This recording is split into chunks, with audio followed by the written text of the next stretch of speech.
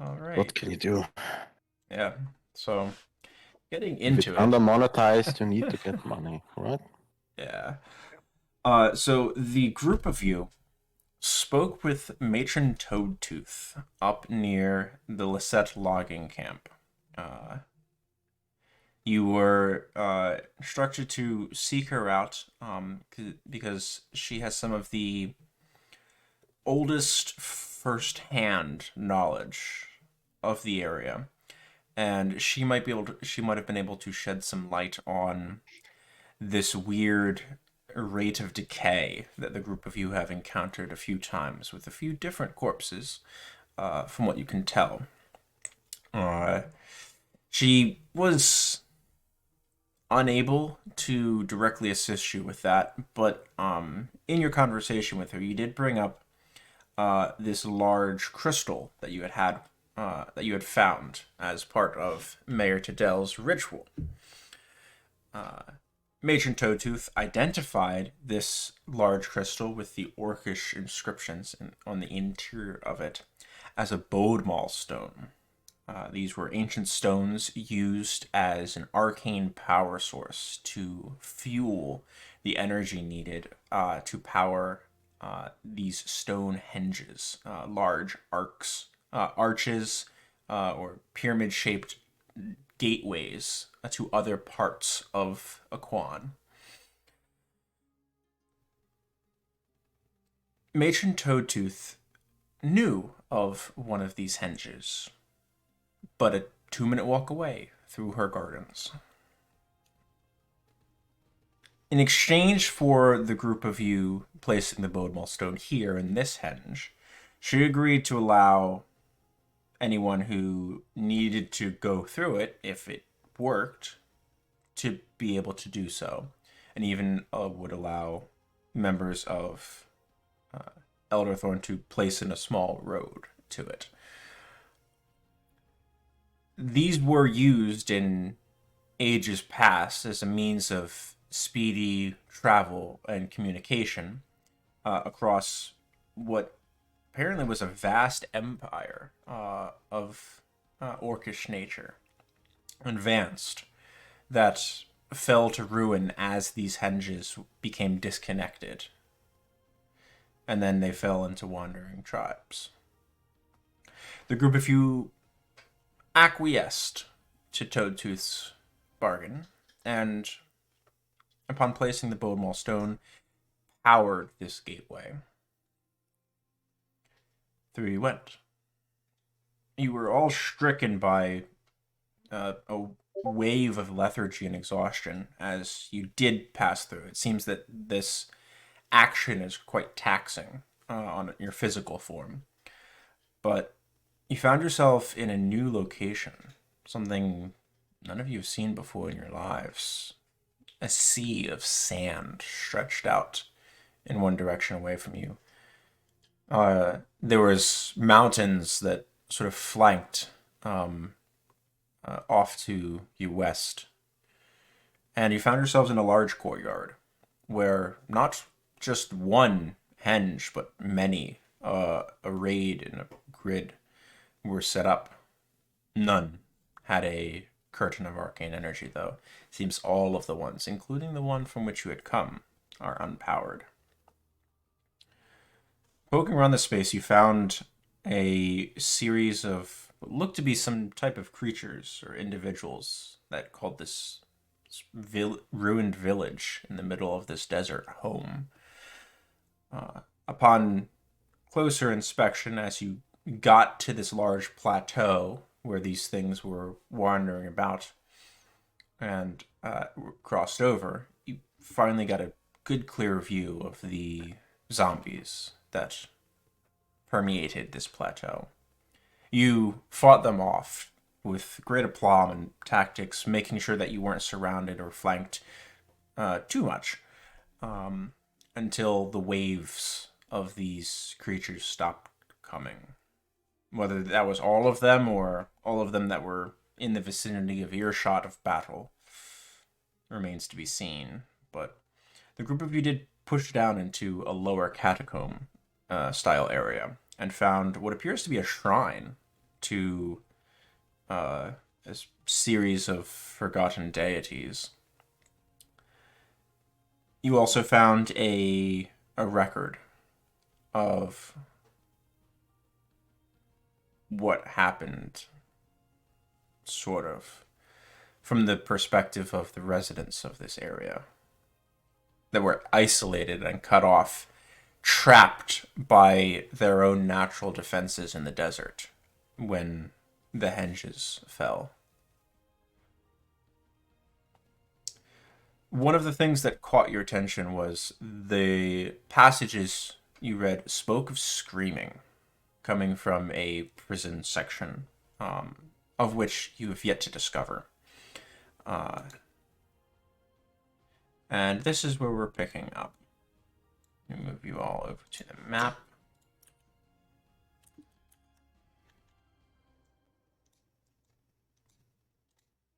And let me get Siegfried onto the map.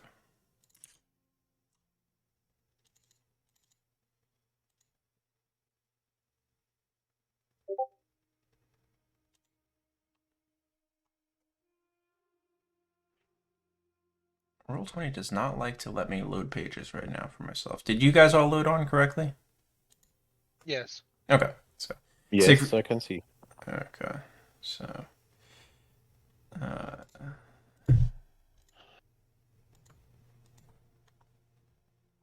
wonder why this is.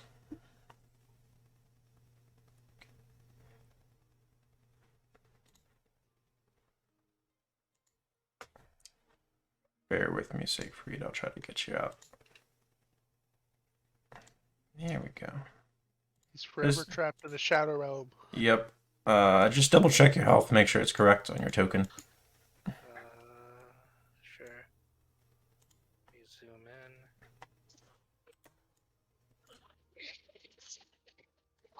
Yeah, everything seems good. Perfect. Okay. Yep.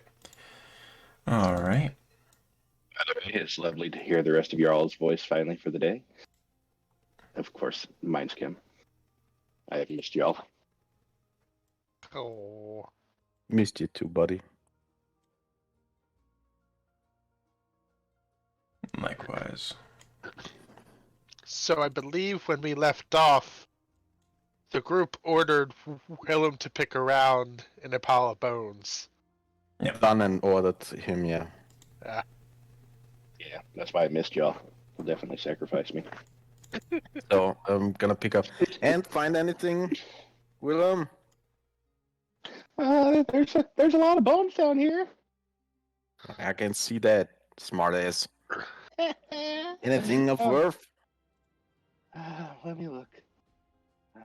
Give me a second. A bone. Another bone. Got a bone to pick. Bone. Do I need to roll anything, by the way, to look in the bones? Sure. Go ahead and give me an investigation check and a medicine check, please. In concurrence. Investigation. And Medicine. and medicine, yes. No problem. Am I still at disadvantage? You are. Everyone has a level of exhaustion at the moment. Oh, I know you just said it, but for some reason I was thinking it was over. Yeah. All right. Don't think I got much. Medicine. Oh, and there's the investigation. All right. Yeah. So taking a look through, you picking through these. About half of these are crumbling as soon as you touch them. To the point that you're not really getting a good chance to even take a look at trying to identify what these things might be or where they came from. As you pick through, you do notice there are a lot of bones here to be animals. And one of the things that you do inadvertently destroy as you're sort of digging through, but you manage to catch a glance of it prior to, is what appears to be a humanoid skull. This looks to be some type of refuse pit that people's bodies have been put into. Maybe.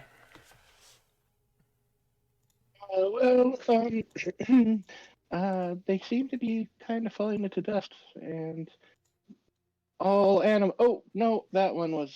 Oh, I think that was a skull. I accidentally poked it and it fell apart. I don't know. It looks like a lot of garbage down here. I think y'all should just jump right in. Siegfried would like to cast Detect Magic. Certainly. Go ahead and mark down concentration for me on that. As you do. There it is. Since Paladin can do this, can I use Divine Sense? You certainly can. Yes. Just to see if there's anything dead but not really dead below. Type, down celestial below. fiend, dead. Okay. Alright, so I'll start with the detect magic. Siegfried, as your senses radiate out from you, I believe someone's holding a torch. I think it's Aeolus. But as your senses sort of spread out and you try to open your mind to anything else, you do feel certain there is nothing immediately magical in your vicinity that you don't expect. Dunnan, you don't sense the type of any creatures within the area. However, you do determine that the space where Willem just wandered down into is desecrated, as if by the spell, the hollow spell. So very bad juju in that space. I'm a little bit unsure, but you should get back up there, back up here, Willem. I don't know. Getting bad vibes from down there. It's probably just me. But yeah. Well, okay. And I'll try to lift him up, give him one arm down. Sure. Yeah, it's a slanted slope, about 45-degree angle, but easy enough to reach down and give him a hand back up. Initially, Willem would just put his hands up like a kid that's waiting to be picked up. And just stand there. Then I looking will at just lift him up with one arm. you.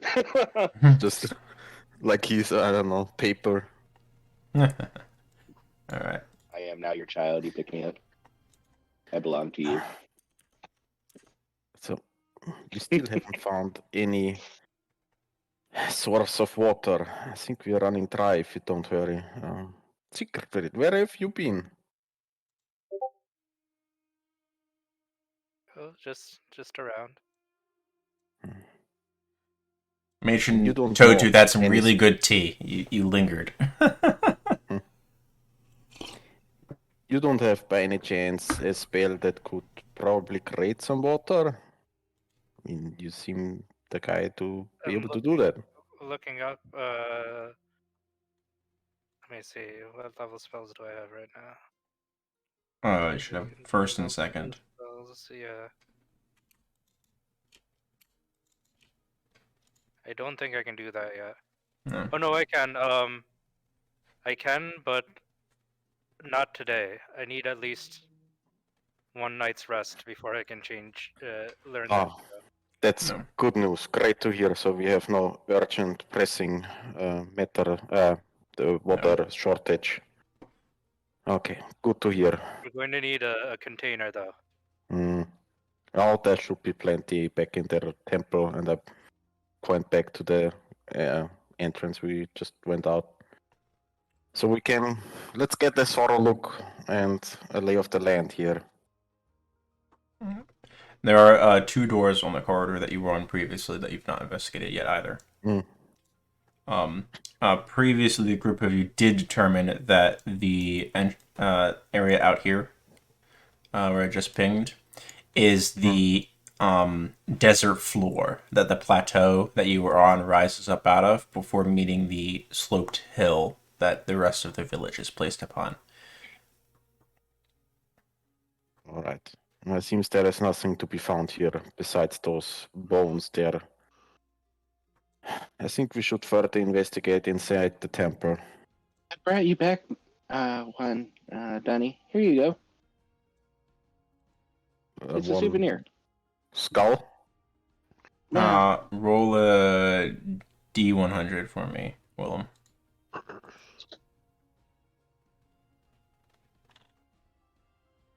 It's Ash. Looks like Willem has brought you back about half of a femur.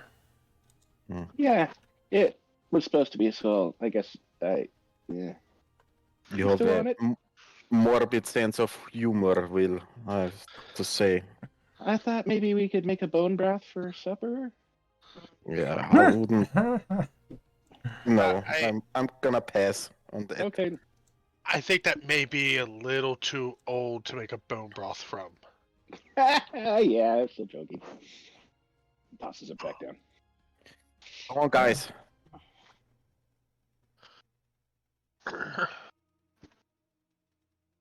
I will continue staying right next to Benny, as I do have his torch. Sounds good. All right, you're the one with the torch right now. I'm Alright. just gonna open up that door. Open the door. Within Yes. this area, you see a decently constructed ladder, maybe in its time, but all of the wood appears quite brittle. You're a little bit worried about trying to put any of your weight on it. But it does proceed upwards to what appears to be a ceiling with a ring set into it. You suspect some type of like hidden trapdoor, likely on the floor, the area above. Well, it would definitely not hold me, but the size up Willem. You seem to be light enough. Maybe you could just lift me up and I can bypass the ladder and I can just grab the ring. It goes all the way up to the based on the height. You suspect it goes back up to the surface where you were previously. It's like 30, Right. 40 feet. Seems just like a hidden entrance for the temple, just on top.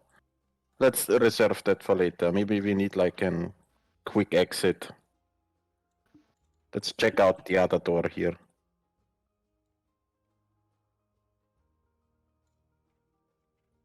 Okay. As you open this, you peer into what looks to be maybe an impromptu prison space. In the center, there's a large well that descends into blackness. There's 2 cages that have been set up. They look like trapping cages. They're about 3.5 feet cubes that you'd use to trap wild animals and then put them on a cart or wagon or something like that. I mean, definitely very heavy construction. Each of these probably weighs at least 200 pounds, just at a glance with how much metal is incorporated into them. This area does have melted down candles and empty braziers of dead coals throughout the space, and an iron maiden in the northern on the northern alcove. I'll go and inspect the Iron Maiden. Okay, there is a heavy padlock on it, and the only way that you could see into it is a very narrow eye slit, and inside is darkness at the moment. Can I? Give me a perception check, please.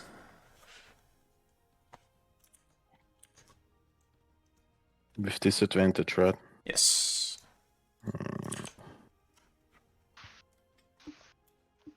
Oh, still pretty good.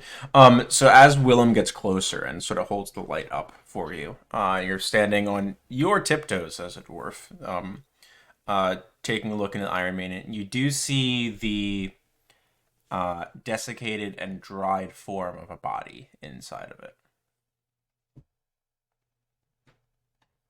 The padlock still seems solid or rusted over. And the padlock still seems solid, made out of sturdy construction. It's metal. This was after they started stopped making padlocks out of wood and paper. A horrible way to die. Do I sense anything with detect magic in here? Throughout the space here, you do not know. Okay. Well, let's see if something of worth is inside there, and I will just try to slash it open with my axe, the padlock. Okay, make me an athletics check then, please. With disadvantage. Ooh. heavy hit onto the padlock. There's clang that echoes through the space for a moment. Padlock's still sturdy. We're not able Darn to it. break it. How can something after so much years be that solid? Ah, crap. Anyone knows how to pick some locks? Siegfried, what's your passive?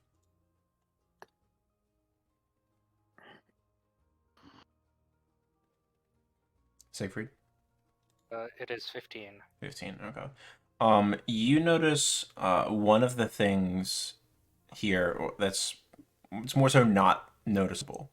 Throughout every other space you've traveled so far, even underground, there's been some degree of sand that has built up over time.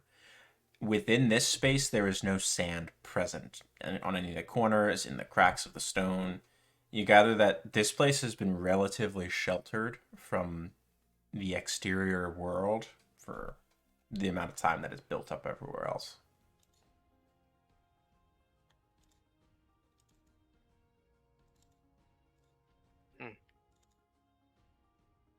But yeah, I don't know what to make of that yet. What's on the other side? What's down there? One moment. Down there is a what looks to be a small alcove, with a sort of a ledge up. It's only about 3 feet high on the ledge, and then it extends the more depth into it. There's a dry rotted remains of a carpet in the space, and what looks to at one point have been an open book.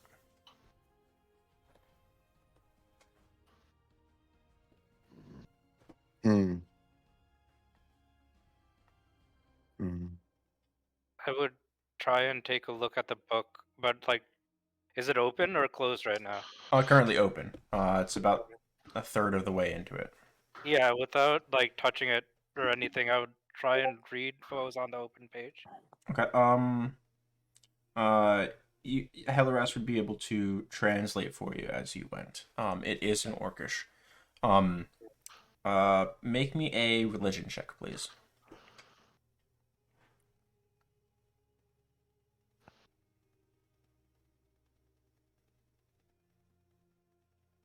Pretty good.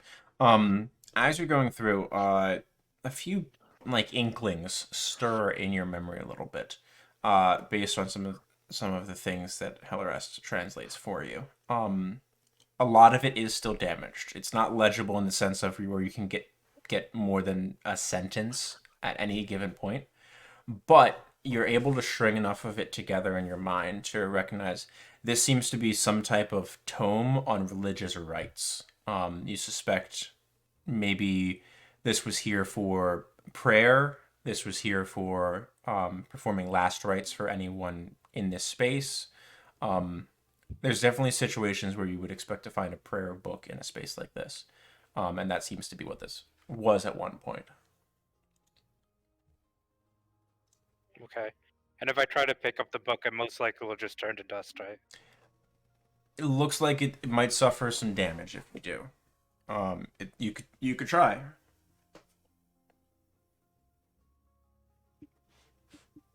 You're not sure how well it'll survive like journey in a backpack or anything like that. Also, Yeah, I'll just leave it there for now because I don't think I can grab it without destroying it. throw me an Arcana check, also, Siegfried.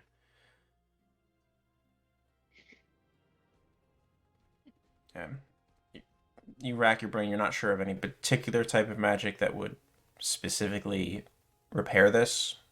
You wouldn't put it out of the realm of possibility, but you're not sure. You need to find like an archivist or something, someone who specializes in preservation.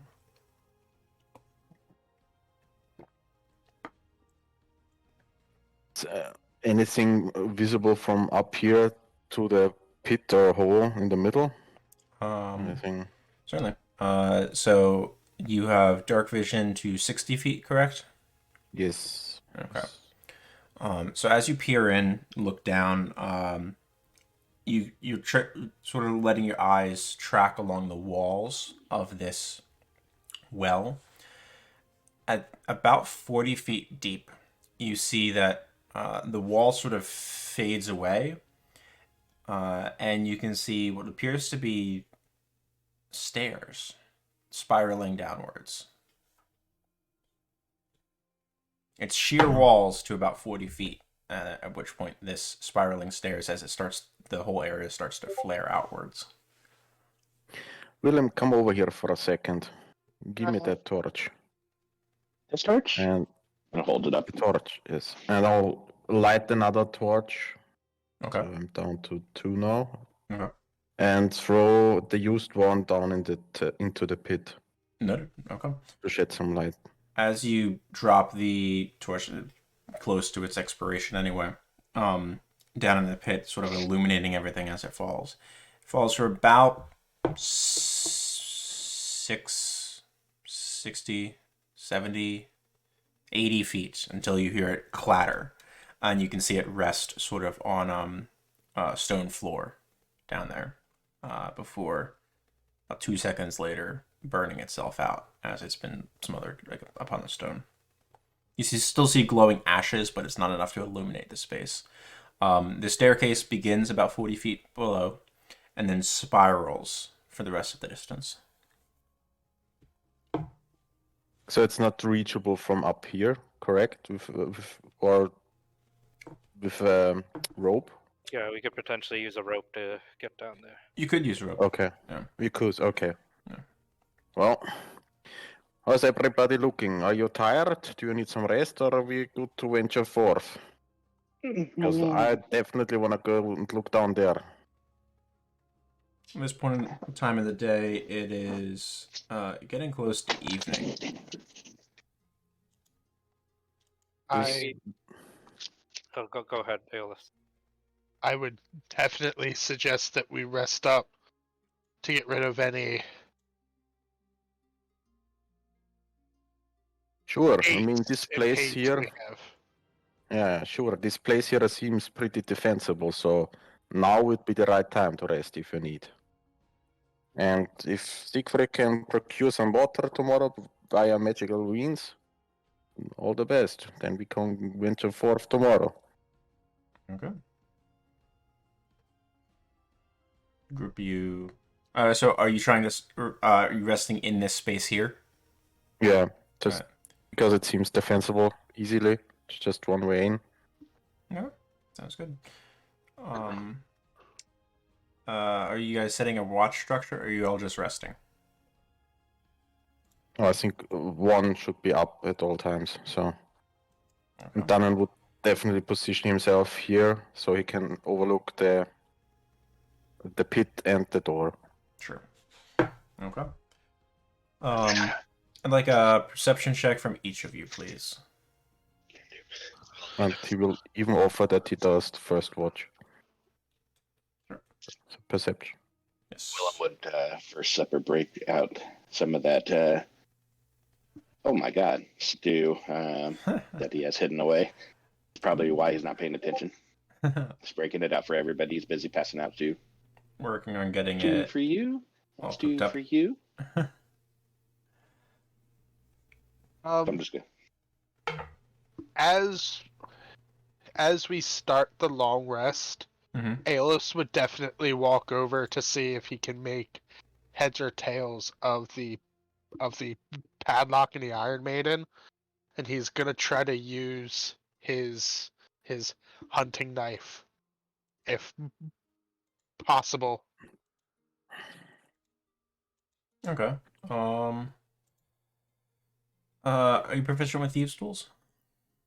I am not. Okay. Go ahead and make me a regular intelligence check then, with disadvantage.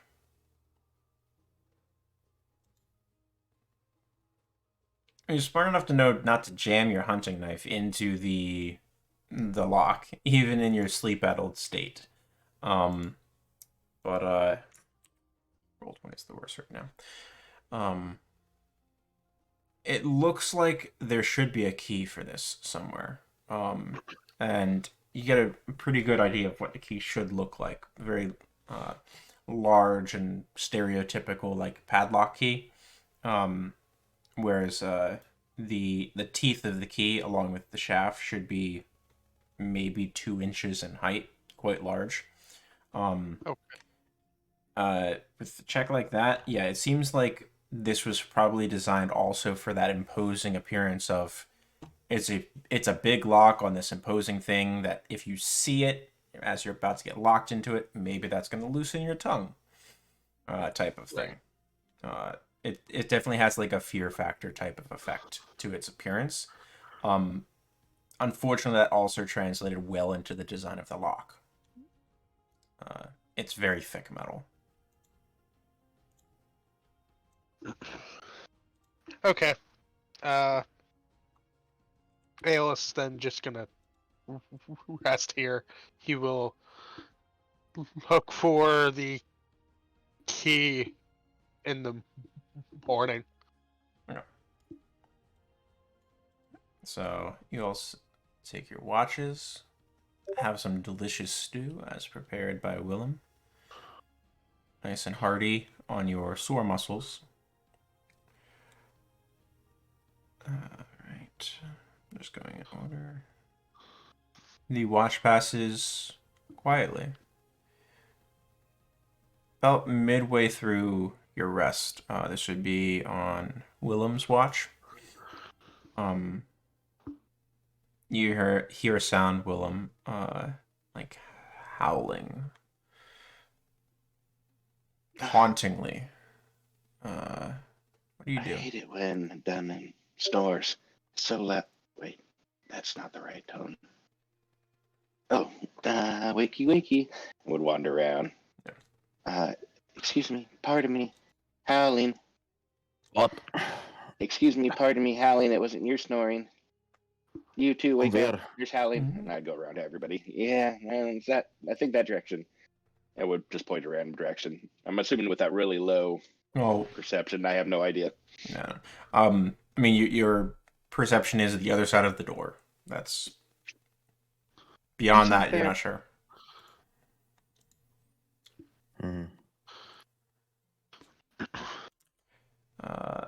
Are any of you proficient in nature? Definitely not. No. That's a nope. Nope. Siegfried? Nope. I think it's Helly Rest is the only one. Okay. I'll roll a check for her. Let me find her sheet.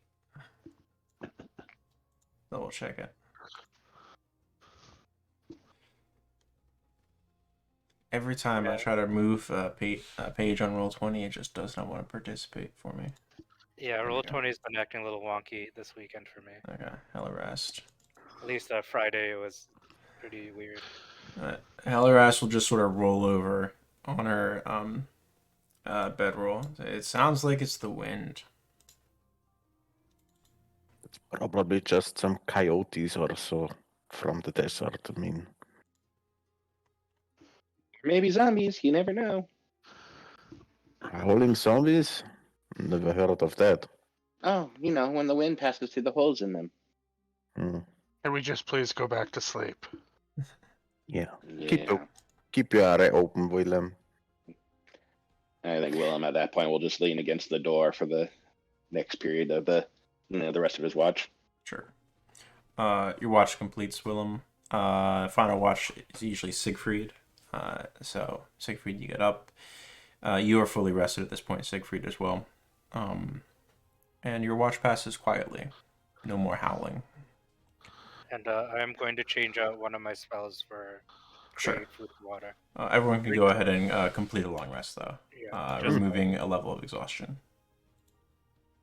So I'll tell Dunnan I can create quite a bit of water now, but it's going to be a waste if we don't get a container.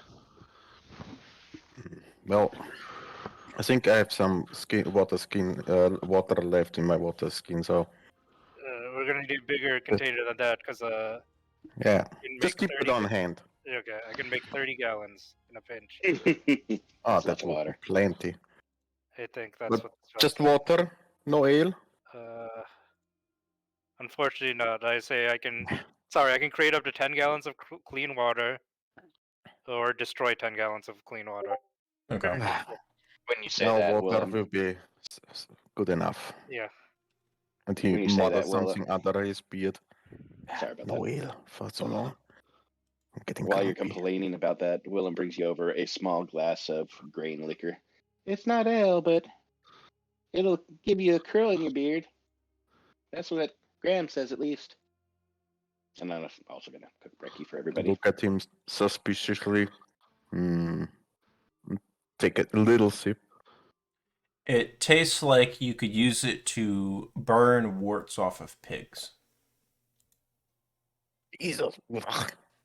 And more these balls. What is that? Oh, it's just from grain liquor. It's the same stuff that my Grammy drinks. Is this gonna burn twice again, like the chili? No, when I bought her some, as a going away present, I just brought some extra. Keep that stuff far away from me. He's not my taste. Sorry, Willem. It's okay. And would use what's left in the cup towards making breakfast. Sure. Certainly. Who has some Okay. rope left? So, for the rest, so you get to prepare food, bonus, and then you get proficiency bonus treats, right? Yep. Okay. So that's 2 treats. To which I would give to who do I like today? No, I definitely give one to Dunham and between Aeolus and Siegfried, whichever one would like to snag one. Aeolus can take it. Siegfried still has a bit of rations right now. So he doesn't Okay. mind. The treats, when imbibed as a bonus action, give you 10 hit points equal to your proficiency bonus. Yeah, Aeolus can hold on to it. And they're good for 8 hours, correct? Yep. Alright. So we get temporary hit points. Am I reading that? Yeah, so when you eat the treat, you get temporary hit points equal to his Willem's proficiency bonus, so 2. So when you eat it, you get 2 temporary. I immediately eat it. Okay. They last until your next short rest or until you lose them. Right. So anybody has some rope left? I think Siegfried has some. Yeah, because I bought like a A couple. lot. Yeah, I bought a lot before he left. So Yeah. One of which has been used already, spanning the plateau. Yeah, Okay. no problem. I figured, they were meant to be used. So All right. I think I got like 5 ropes, so I think I'm down to 4. Dunnan, give me an athletics check, please. Not with disadvantage this time, Nope. right? Yeah, straight rolls now. Yay. It's all right. You can still roll poorly. Not there though. Easy enough to find an anchor point here. You push these 2 cages together with your strength, sort of grinding it over the stone for a moment, so that way you have the weight of both of them, and then just run the line through a couple of the bars of each of the cages, not really taking up too much at all. And you probably have about 400 pounds of counterweight here. Easily. So I'll tie the rope to one of the cages, or on both of them. Yeah. And we'll light another torch, because I think they won't burn down. Correct, yeah. We'll- Siegfried's virtually darkness. And Siegfried will. At least when I'm climbing down, I can't do it. But for most of the time, like when we're walking around, he's just gonna be easily produced for him. No. Okay. Then I will go first with one hand, the torch in hand, and with the other, shimmy down. Okay. Normally you would have advantage. Doing it one-handed is going to cancel that out. So give me a straight athletics check for climbing down.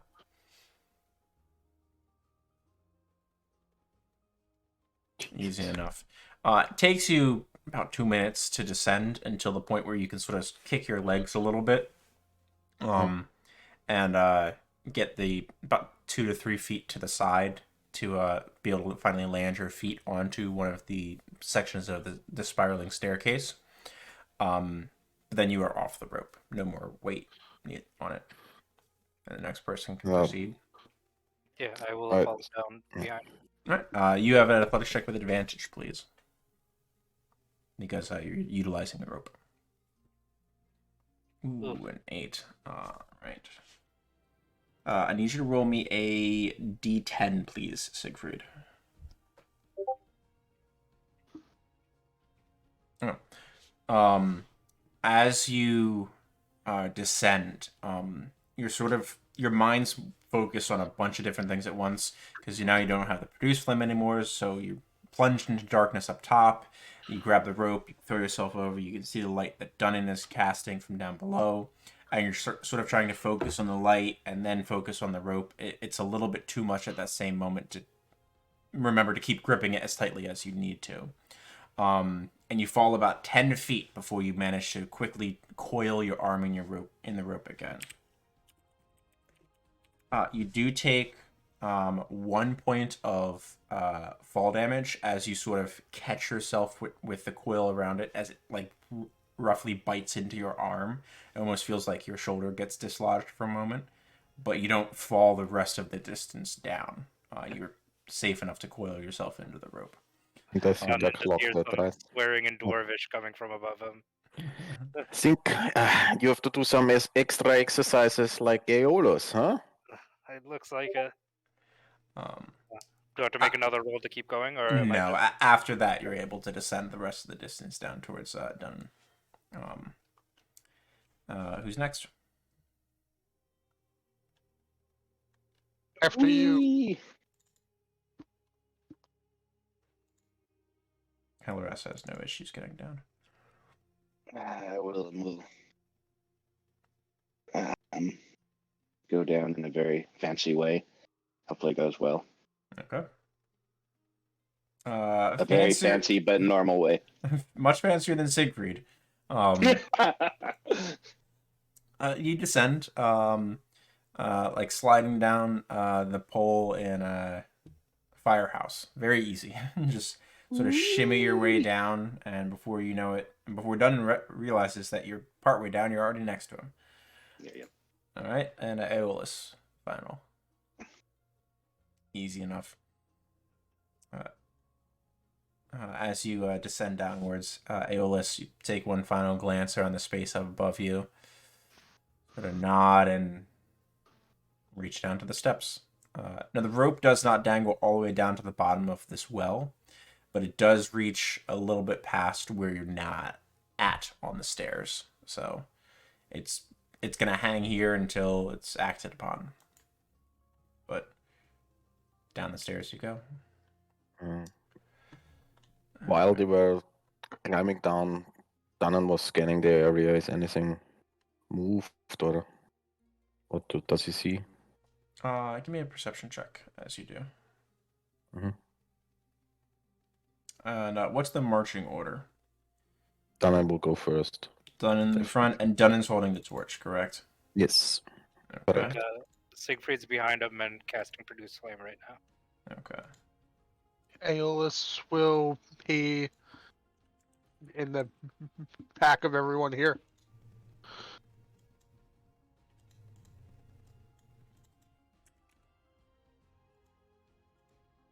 And Siegfried has Produce Flame going.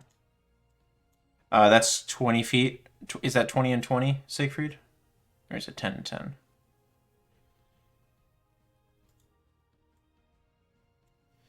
10 and 10. Okay. Yep, 10 and 10.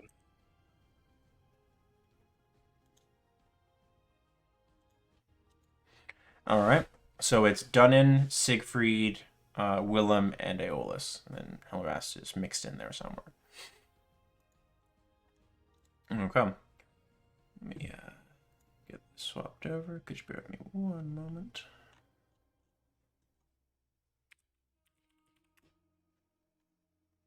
I think the rest of the group is starting to realize why Siegfried hated being in a mine so much. Surrounded by dwarves that can see in the dark.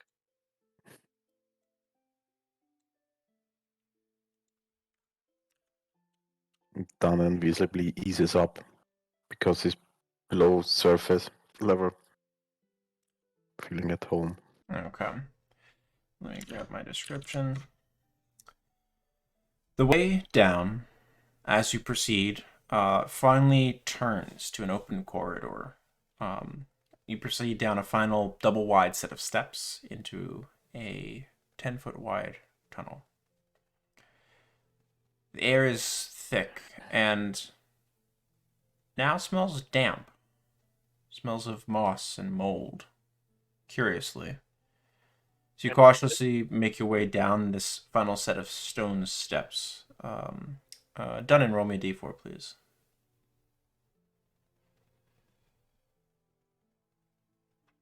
1. Dunnan, you accidentally kick loose a stone tile, and countless tiny insects begin to spill out and swarm all over you.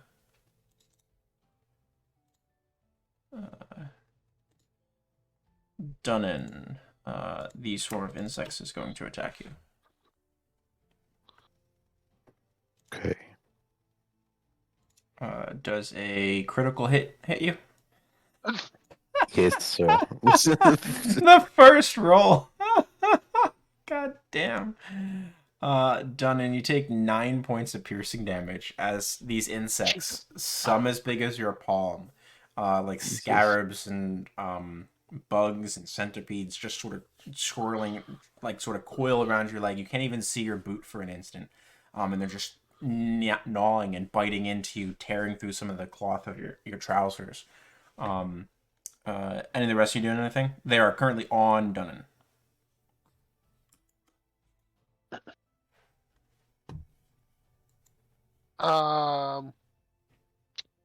All of you have a chance to do like a regular turn's worth of things prior to them going again, instead of us going through the whole process of initiative.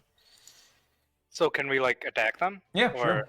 Okay. Definitely. I thought. Yeah, it's an enemy, but Yeah. it's a single enemy. Like, Yeah, there's no reason to roll into initiative. I would just try. Seeing that they're close to me, and I don't want to just throw fire at Dunnan. I'm gonna cast Frostbite on the swarm. Ooh, nice. It's a con save, correct? Yep. No, they got a 2. So that's 2 points of cold. And there's additional effect, I believe. They're slower, correct? Disadvantage on the next attack. Okay. Disadvantage on it. Weapon attack. I don't know. Sorry. Generally, bites are considered natural weapons, yeah. Can I do something? Yeah, absolutely. So Willem's No. going to throw a infestation. He just throws more bugs on. Fight dogs with bugs. Okay. War! So Yeah, that's another exactly what con save. Willem would yell. That's an Yes, 11 on their war. con save, so that's that, and they get shifted. That would be to the west for their movement. So they Remember, end it's up always love- here. Playing Bug Wars. All right, Dunnan, what are you doing? You cast an Armor of Agathis? Yeah, just to freeze them in place on my wherever they are. All right, so sounds good. So that's 5 temporary hit points for you, correct? Yeah. Okay, that's your action to do so. Aeolus, what about you? Aeolus is just gonna step up and stomp on the ground and cast Shocking Grasp. Sure, go for it. Ooh, 7. Yeah, definitely hits. That is 7 points of lightning damage. Nice. All right. The swarm's about halfway dissipated at this point, as it's sort of like has been forced back by the other swarm that Willem has conjured of sort of black bugs that then sort of disappeared off Dunnan's leg after pushing the one swarm away. Sort of recoils from it and rushes towards Willem. I'm just going to try to bite you, Willem. Does a 20 hit you? I do believe that is my AC, but let me double check. They rolled fantastic. Hell arrest. Oh, yeah, 18. How did 18 we all is mine. die? Totally got me. 6 points of piercing damage to you, Willem.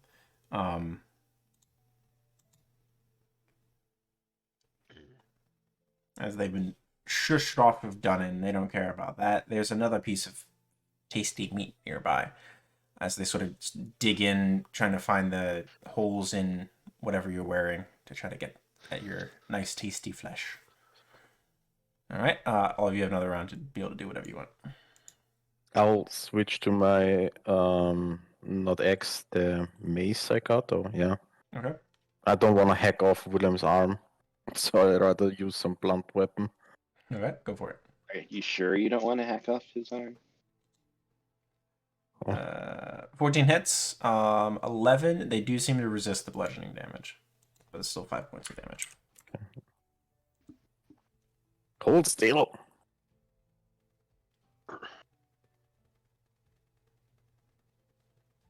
Sorry. 12 points. So 6 points total. My apologies. Because dueling. All right. Yeah, sorry. Kicked off the divine favor. All good. All right. Everyone else?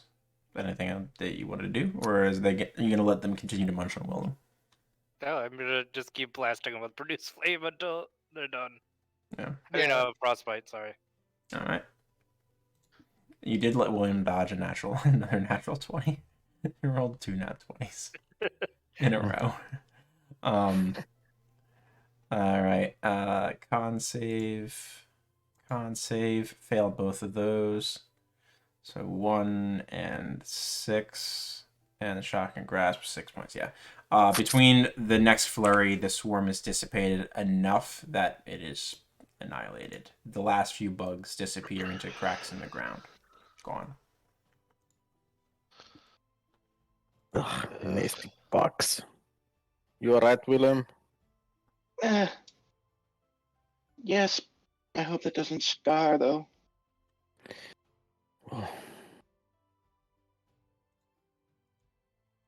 It will heal over time. Don't worry. And you can tell the ladies a nice story about how you got it. I have bug bites all over my legs. They're gonna think I'm gross.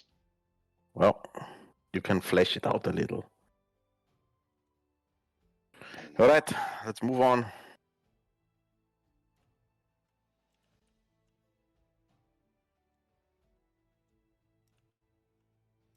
All right. You come to a door, double wide, very large, sort of double doors, with handles that open out towards you, and a keyhole there. When did we get in this weird liminal space? Are we in the back rooms? Oh my god.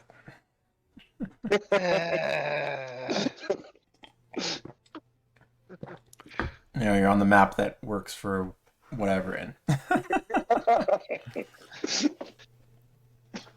Willem has an out-of-body experience where he's standing on a table and there's a bunch of people sitting around him. Oh no, they all have normal ears. Does it look like another sturdy padlock like the one? No, this looks dainty and made of brass. Out of place. I guess nobody has a key, right?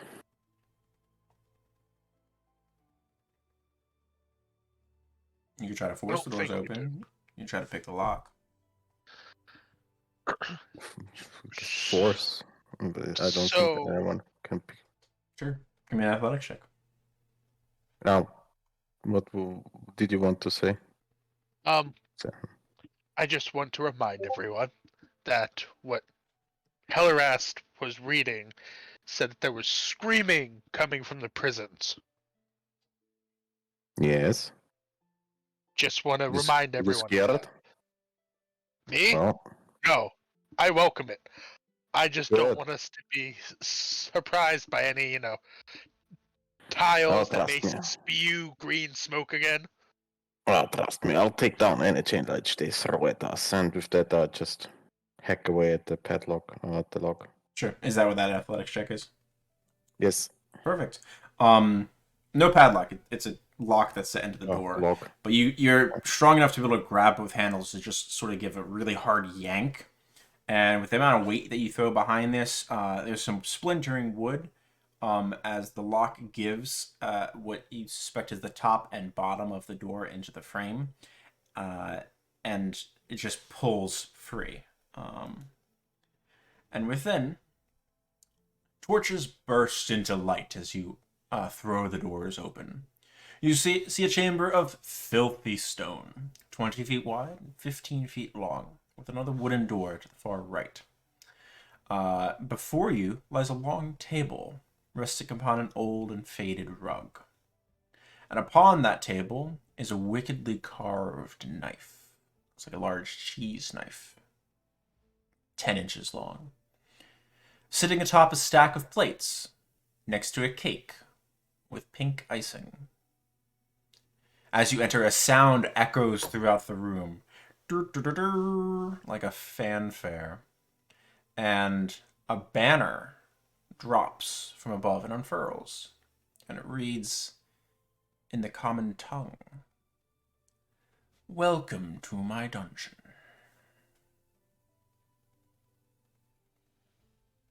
That's it? Welcome Like to my what? dungeon. Yeah. What a weird place is this? And the cake looks fresh? It Freshly does. made? It does. It is not moldy. I try to touch the cake. Is it an illusion or Why would you touch the cake? Okay. what mind play games are this? You reach out and stick a finger into the icing. It squishes. Feels like icing. Slightly chilled. Well, I mean, I would Got count Take it. a taste. Sure. I'm like magic. Give me I a have Constitution saving intelligence throw. 8. There is food in front of my face. I'm gonna taste it. Give me a Constitution saving throw, please. This is not against What? poison, though. You do not have advantage. Not smart. No. Feel like Of all things, Dunnan, you've prepared for this moment, mostly through no choice of your own, and more through Willem's ingenious pranks. The icing is extremely strongly chili flavored. Again. Terrible combination. Oh boy. Your mouth burns a little bit, but you keep it together. You don't even let your allies know that it's chili flavored. You keep it in. You wince a little bit. It's good. It's good icing. At this moment, as you are imbibing this icing, sort of lean on the table for a moment, and I do now need the group of you to roll into initiative, as the table also wants to take a taste. Why did I do fucking shit? Fuck.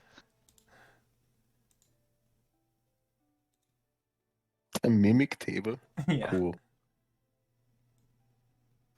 Here I was hoping that the cake would have been one. As the mimic shifts and tries to take a bite of you, the cake splatters against the wall. The knife goes to the far wall to the left as it sort of shifts and makes this hurried swing. Descending. Mimic as first attack. You all have the surprise condition. Bite. 18 to hit you, Dunnan. That's my AC. Okay. And I do not believe you have your shield on at the moment. Keep in mind. Untick the shield if you because you have you're currently carrying the torch. I think Dunnan has armor of Agathis on, right? He does. Yes. So Dunnan, you take that is 7 points of piercing and 7 points of acid. So 14 total, reduced by 5 because of armor of Agathis for 9, and the mimic takes 5 points of cold. And heavy armor master takes off 3 of the An additional bite 3. attack, right? Yeah, so you take six damage total after your temporary is gone. Aeolus, perfect. So you can act normally before Willem goes. Awesome. So Aeolus was in the process of You rolled terribly on initiative. Jeez. trying to stop Dunnan, and with the force of his movement, he is going to sidestep around him and is going to move here and is going to grab onto the mimic and shocking grasp. Because he didn't expect the table to turn into a mimic. Oh. Hello? There we go. Okay. As you wheel around, pushing through past Dunnan, reach out and try to shock and grasp. Easy enough to grab this thing as it's sort of shifting around. It's weird because you see this like wooden form and you grab onto it and you can still feel the electricity course through it. Yeah. 1 whole point of damage. Big one. And that'll bring us to out of surprise conditions, top of the order to Willem. Ew. How are y'all getting caught on that door? One sec. So Willem would back away. And, yeah, screw it. Wow, we're rolling great for damage, guys. Yeah, jeez. That's a Unsteady. dex save. It's rolling poor for saves, so it balances out. This is going to be the combat where everyone else rolls ones, and Helleras is the only one that would roll above. It is considered grappled at this point. Also, it did fail by 5 or more. It rolled a 3. So Not only is it grappling, but it is grappled. Yep. Grapple fast. Alrighty. That brings us That's what I to... Alright, and you backed up. Were you adjacent to it? Oh, sorry, it lost its reaction. It got hit by shock and grasp. That brings us to Dunnan. Well, your cake was shite anyway, table, and we'll hack it down. Okay. Of note, Aeolus, you are currently adhered to the mimic and grappled. Yep. Okay. Ooh, 23. Big hit there. And some decent damage. 15 points. As you sort of slash into this. Go for one of its legs. Table legs. As you sort of hack into this, expecting the feel, like, it looks like wood, and you're expecting it to feel like when you chop into, like, a tree or chopping firewood, but it sort of sinks with a squelching sound, and then a slow sink into it as you peel back, and there's, like, a thick, viscous ooze of, like, this greenish bile that comes out of it as you deal the damage. Good damage, though. It's the payback for the terrible taste in my mouth now. You see the table sort of turn and sort of open up the long end of it into 2 rows of teeth and sort of like the gnarliest zipper you've ever seen as it turns to try to eat you. Bring it on, table. 22 to hit you. I'm rolling great. Shit. I'm rolling Don't so bring it good. on, please. That's gonna be 9 points into piercing damage, reduced to 3. Oh, sorry, reduced to 6 because of heavy armor master, and 4 points of acid. So 10 total. 10. Yep. And could I, with my free item interaction, take out my shield and drop the torch for now? Yeah, you could do that as your bonus action. Yeah. Yeah. Yeah. Sure. So bonus action, torch is Do on the that. ground. If it's not picked up within 2 rounds, the torch will go out. So you drop the torch onto the carpet and it's starting to singe the carpet a little bit as we come around to Aeolus. Aeolus, with his other hand, is going to unsheath or pull the katana out and is going to stab down into the mouth. Ooh, nice. All right, that's the first attack with it this combat, so you have an advantage on it. Well, thank God. You needed it. 13 points of damage. As your one hand sort of adhered into it, take the heavy blow into its tail end sort of facing you, which then splits into another mouth trying to eat you too, but good damage. That is very... I don't like tables now. Alright, that brings us around to Siegfried. Siegfried will step up and pick up the torch, Okay. and then I will cast That's your Frostbite. item interact. Yep, Cast Frostbite.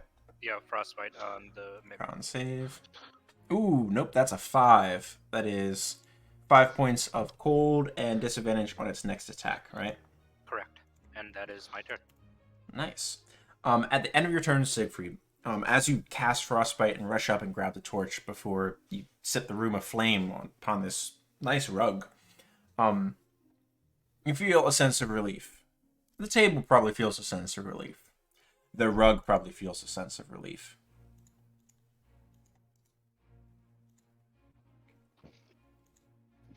As the rug tries to attack Dunnan. Ray! It's a party.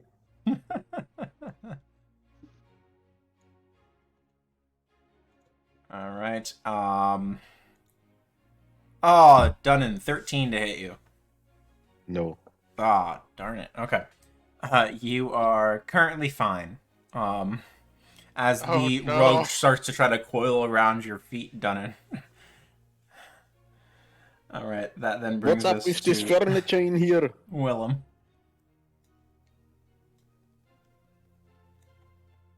Willem parodies back, and we'll toss a friendly spell towards one of these creatures. Ooh, nice. Except probably a miss. Yeah, as you try to aim this, you're sort of torn in between which target to go, and it just splashes against the far wall in a strange pattern. I'm just curious. I wanted to see what I would have got. Oh, wait. Sorry, there's two. I just wanted to see if I got the same one for once. I knew it! Damn it! That's why you don't do it, man. You don't tease yourself with that as we come around to Dunnan. What's up? An attacking table and now the rug. Yeah, What the hell is going on here? And this room was he not will feng try to shui. finish off the terrible table. Okay, go for it. As you try to sink your axe into its open maw. Ooh, 23 for... Try to eat this, and I'll 13 try points to of plunge damage. it in its mouth. It is barely holding on as you impact sort of the hinge point of its mouth, which there's still teeth there in the full semicircle of its mouth, but the mouth sort of opens even a little bit wider. More teeth pop out of parts of it, but it's almost bisected at this point. It looks more like a squared off Pac-Man than anything else. Yeah, how did this taste, huh? Alright, that brings us around to my table. That's going after. Let's see. I'm gonna roll for it.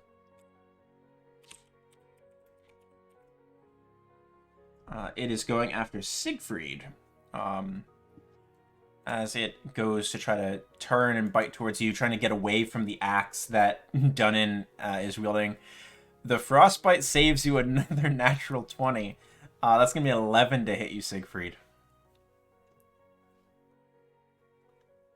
Sorry, I'm eating right now, but I believe that misses. Yeah. Got it. Okay, so it's a little bit too slow thanks to that frost. It looks like it would have gotten a good clamp around your midsection, but you managed to dodge out of the way just in time. Around to Aeolus. Would I technically be flanking Yeah. this dinner table? Yep. All right, cool. Stab. 13 hits. Yeah. How do you want to kill the table? Aeolus is just going to stab in between its toothy maw, and it'll stop and for the first time take notice of the giant carpet that's now trying to strangle the dwarf. Yeah. So as you sort of bring your katana down on the last little connecting part of the hinge of the two halves of its mouth, like sideways, and the two halves of the table just sort of collapse sideways before sort of writhing and losing form into this like grayish like ooze and jelly, like Play-Doh. Green bile oozing out of it, bubbling here and there as the thing finally expires. You now see ahead of you what was blocked by the top of the table, the rug trying to coil around Dunnan's feet. All right, then Aeolus is going to step up to here and is going to grip the katana with both hands. Nice. And that's his turn. Brings us to Siegfried. I would like to shift one over here. And I will cast Frostbite again on the carpet. No, it got a natural 1. Darn. Yep, so 2 damage and disadvantage on its next attack. Alright. 2. Alright. And disadvantage. Brings us around to my rug of smothering, as it's still trying to sort of snake up Dunnan's leg. Disadvantage to smother him. That's an 11 to hit you, Dunnan. No good. Round to Willem. Dunnan on deck.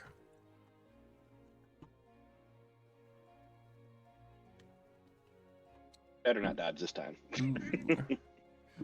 Nope, got an 8, which also makes it grappled. So that is Dunny, why are you 10. fighting all the furniture in there? What's going on? Great damage. I dude. don't know. It keeps attacking me. That's what you get for eating the cake. As it's trying to coil up around you still, it's sort of pulled back by Willem's magic. Round to you, Dunnan. Can I take a step away so I get a better angle? Yeah, you're not grappled at the moment. Gonna smash down the axe and try to undo Awesome. it. Yeah, go for it. 24 hits, 13 points of slashing damage, and it is vulnerable there, so that actually is 26 points of damage. How do you want to do this? Hack at it until it's unmoving. I hate moving furniture. What sick joke is this? A very beautiful Afghan rug destroyed in the matter of Yeah. a span of a few seconds. Dunnan has And then annihilated. I'll just take the rest of the rock and smear it against the cake. You see, it tastes shit. Aeolus is just going to stand there and motion up to the banner. That is Yeah. the only question you had. Is why is the furniture attacking? Well, this is weird. Never seen moving furniture. Have you? Dunnan, do you require any healing? Nah, I'm good. I'm sturdy. And he coughs up a little blood while saying this. Hellarath Just- will give you a cure wounds. Oh, 11. thank you, Got it. Rest. Tunin, would That you was like a very treat? well. Jeez. I just had cake. No, thank you very much, Aeolus. I'm stuffed for now. Is there anything else in this room? There's the door. There's the knife on the ground and the banner. Aeolus is going to pick up the knife. Okay.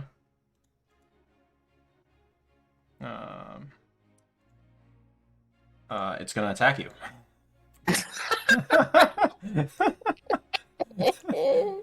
Don't touch the banner, please. 18 to hit you, Aeolus. That hits. 9 points of slashing damage as the flying sword whips itself out of your hand and just sort of stabs itself through your palm for a moment. You guys don't have to roll into initiative since there's only one enemy. You guys have a full round without it. Aeolus No problem. is going to close his hand around it, and will use the blood from the wound to activate his blood maledict out of spite. Okay, go for it. While he does that, Danan attacks the banner and says, "You're moving too? I'll kill you." Sure. Go ahead and make me an attack roll then. Siegfried, Willem, what are you doing? Whenever Dunny is attacking, I will assist. Okay. Siegfried, are you helping Aeolus? Yeah, I'm helping Aeolus. Alright, sounds good. Con save for the sword. Gets an 18. Strength saving throw.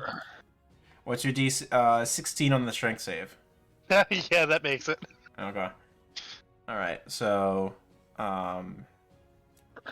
So were you using were you activating a right on your weapon, Aeolus, or were you casting an amplified blood maladies? The amplified. Gotcha. Okay. That's all I wanted to know. If it was the amplified version or if you were casting the right. No, Activating the the right, amplified. I should say. Got it. Okay. Passes frostbite and the maledict, unfortunately. That fucking knife. It is going to try to swipe back at you. This time it got an 11. That's not enough to get through your AC. Oh, just barely though. And that brings us to the rest of you. Dunnan, as you and Willem are attacking this banner, it's torn to shreds. The banner's not doing anything. Why would it do anything? And this is the point where everyone just attacks everything. It's the cake moving. The cake has been splattered against the wall. Looks like it also had chili flavored filling, based on the oozing red filling. All right. Next round of attacks. Aeolus, Willem, Siegfried. I'm assuming same targets. Or as Dunnan and Willem, are you changing target? Where are we heading, Denny? Nat 20 on the save, Siegfried. I'm going for the knife then. Let me help Aeolus. you with that. Aeolus, that misses. This thing's nimble. Wait. Is it still in my hand or no? No, it yanked itself out. It's floating around. You don't have a free grapple on it. Go ahead, Dunn.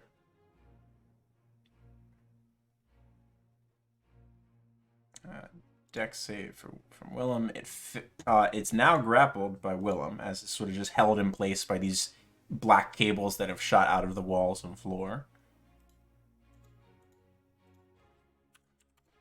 And 9 points. That's actually enough. So as it's sort of held in place after you miss the lunge with the shocking grasp, Dunnan, you just come up and sort of baseball swing your axe into it and give a good solid dent, and you see it bends slightly as it impacts it in the wall and drops to the ground, no longer moving. Don't fucking touch anything anymore in this room. Totally not functional as a knife anymore. But Can you repeat what it does? I missed the sound. I'm sorry. Thank you.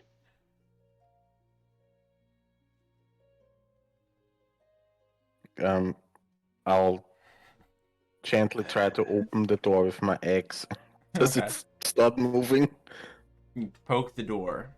There's a ting sound as your axe touches the door. The door does not move. Okay. And the entire floor opens up. Seems the door is good. Alright. Reach for the handle Try to to- open the door. It looks like it Yes. is set to open inwards. Okay. Okay. You grab the handle and your hand passes through the handle. What silly game is this? And he's eaten.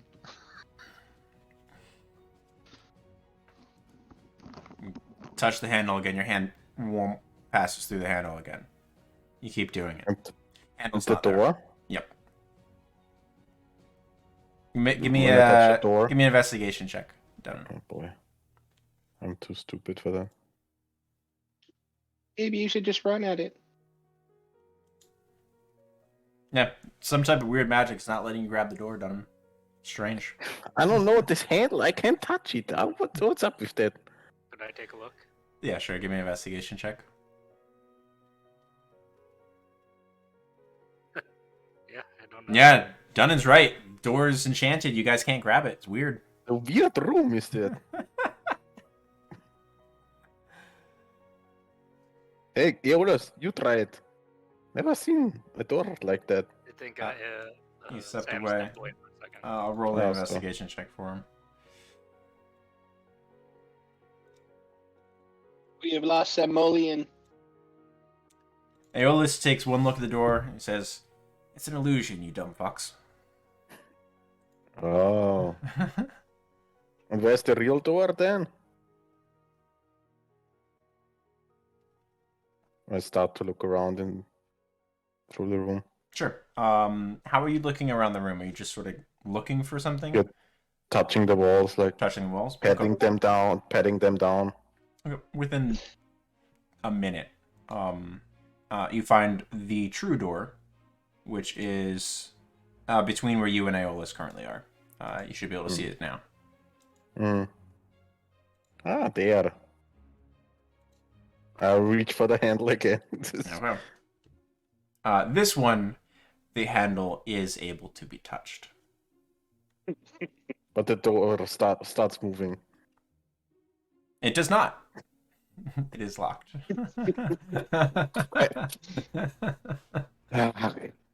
Sick of these games here. Give me another athletics check if you're going to try to yank the door open. Yeah, sure. He's getting frustrated. Easy enough. Door yanks open. You probably break another lock in the process, but let me get that open for you. Alright, and let me give you a description for the next area. More liminal space. Ahead of you is a long and narrow corridor, 5 feet wide and with imposing suits of shining armor placed impractically on either side of the corridor. You will need to move single file down the corridor. You're right behind me, Siegfried. Right? What? I need some light.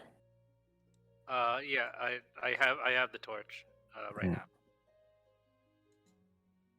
And Danon is progressing slowly, Yeah, I looking. can carry it so you can use your shield at least when you're walking. Yeah, holding up the shield and looking on the floor and the ceiling if anything is moving. Okay. We need to get a 10-foot stick. Go ahead and give me an investigation check for every 10 feet that you Stick. travel. Wish Can I- land was here. Or, I'm not trained in investigation, so I can't help. 1, 2. Okay. Yeah. Nothing moving around in the first section. Go ahead and give me another. Perfect. Yeah, no, this corridor is totally safe. I think we are past the moving stuff. As you continue to creep along the corridor here, Dunnan, go ahead and give me another one. 1, 2. 1 second.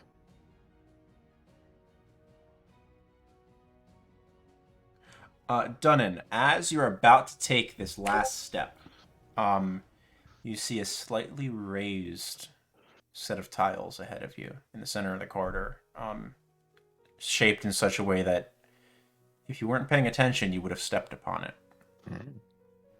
You crafty one, huh? Aren't you? And I stated just into the room. Watch out, there is a manipulated tile here. Maybe a trap, most likely, I think. Better step over it, alright? And I'll Sounds good. try to jump over the tile. Sure. Easy enough. It's only about 3 feet. It's not a hard jump.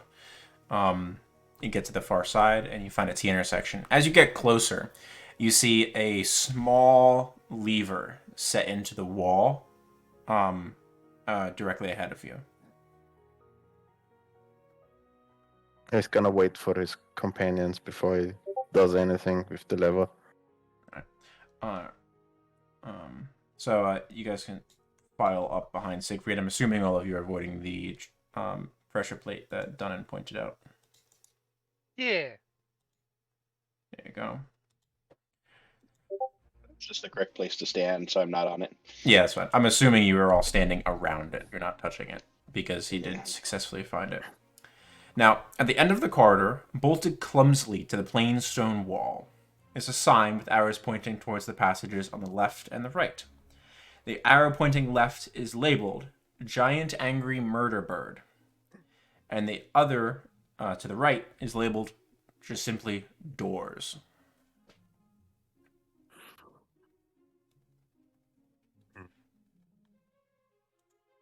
Which direction, left or right? I'm still thinking about pressing that button or that lever. Everybody's here, right? Some of them are Yeah, still in it the should be able corridor to get us all. behind you, but if you wanted to all Wonder file what- in, you could. Wonder what that does, and he'll Worse than ever.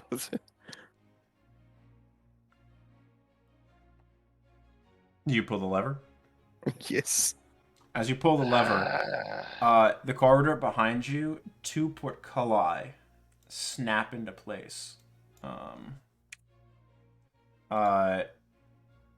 Around where the pressure plate was, and one of the suits of armor steps forward out of the alcove and sort of turns its head around. But it's trapped inside the portcullis. That's a fun place here. Yeah. But it can't come to us, right? Because the portcullis is lifted. You know. Okay. It cannot approach. Well, that's a problem the future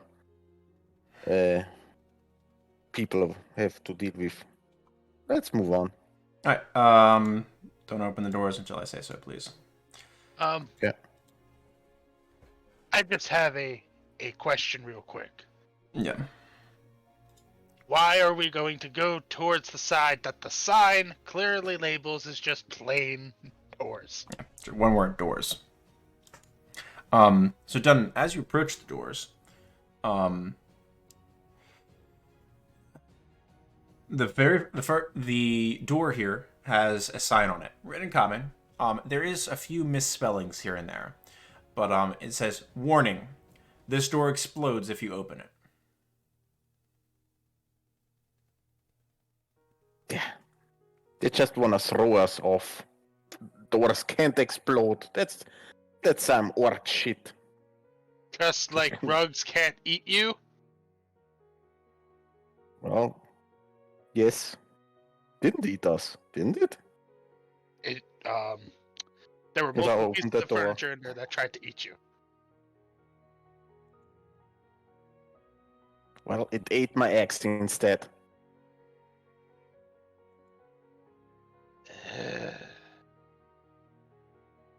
Aeolus is going to drink one of his mutagins. Okay. And I will open the exploding door. Open the exploding door. Okay. As you open it, you tense. Nothing happens. There's another door. See? This one has a sign saying, "Warning, seriously, this door will explode." I need you to make a dexterity saving throw for me, Dunn. Sure.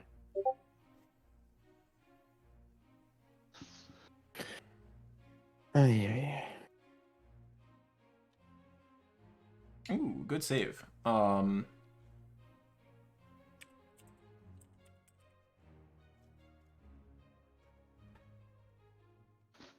got it, Aeolus.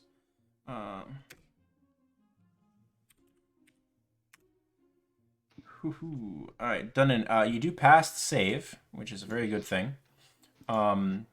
As exploding from underneath you, you step onto this area in front of the door, there's a flare of a reddish arcane rune, and then this cacophonous explosion in your space as the glyph of warding blows you up. You take 31 points of fire damage, halved because you passed the save to 15. Yes.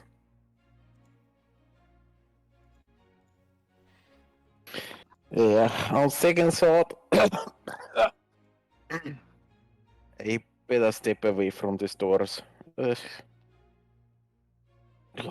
little dizzy. Are you okay? Sure.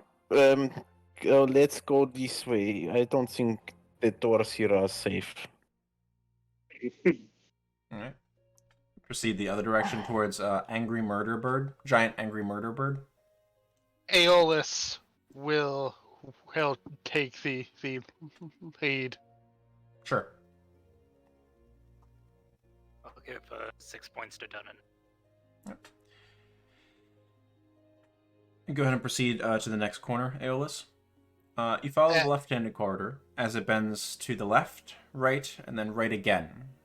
So you can go ahead to the next corner, Aeolus. And as Aeolus is moving through, he is sweeping for anything out of the ordinary. Certainly. As you walk, you hear loud thumping sound coming from ahead, and then you hear a dissonant cry of rage as it breaks through the air, followed by a crash. As you reach the last corner here, before you is a crudely constructed wall of red bricks that clashes with the dull gray stone of this dungeon's walls. There's a small gap at the base of the brick wall, just wide enough for each of you to probably be able to crawl through. It's about 18 inches at most in height. The rest of the door frame is walled up. Aeolus is going to drop down flat on his stomach and try to peer through. Peering in, give me a perception check, please. You're already tired again. Okay. You see a wide chamber from your angle. It looks pretty old within. And there are towering piles of bones scattered around the space. And you see some type of movement on the far end of the corridor. Far end of the room. Not sure what it is, though. Aeolus will stand back up. We'll turn to Siegfried and Tunnen and we'll go.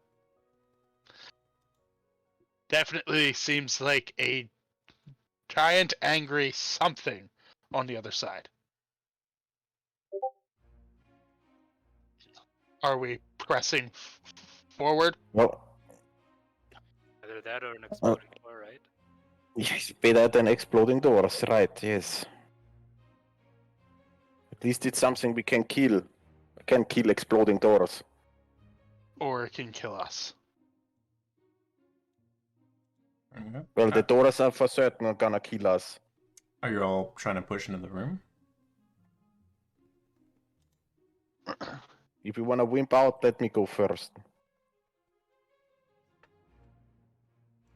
Aeolus will back himself into the corner to let Tunnen squeeze by. Sure. I'd like a stealth check from each of you if you're trying to get into the room altogether before whatever's in there notices you. I feel like we're not stealthy, but you know, here's my contribution to that.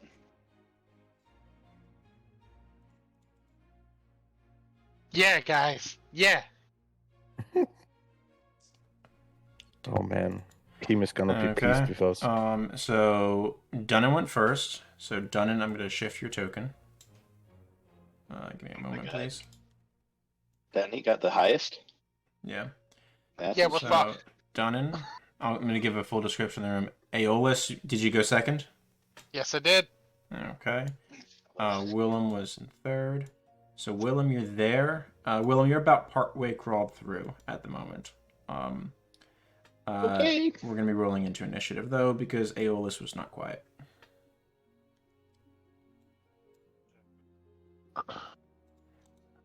Alright. And I'm going to give a description of the room after I get the initiative up.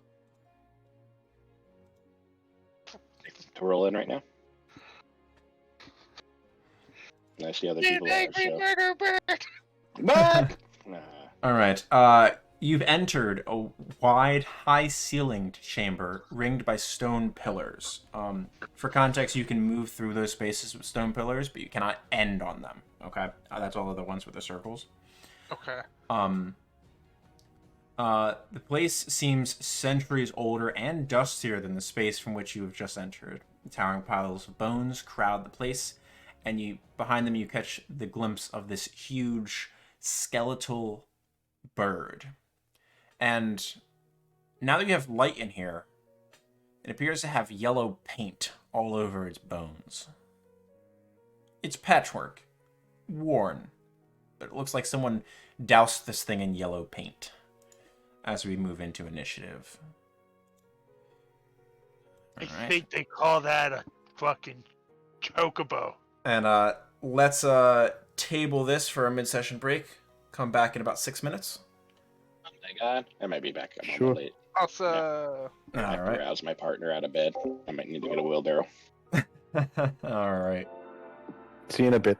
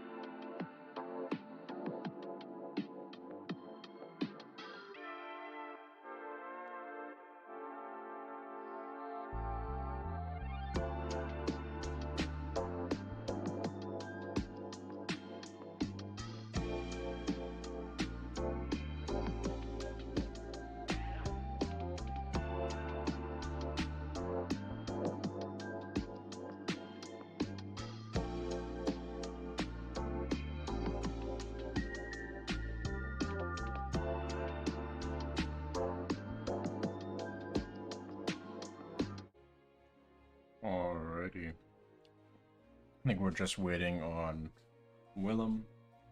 He's a little bit lower in initiative, so we'll get into everything. Sounds good. Yep. Well, let's do this chicken.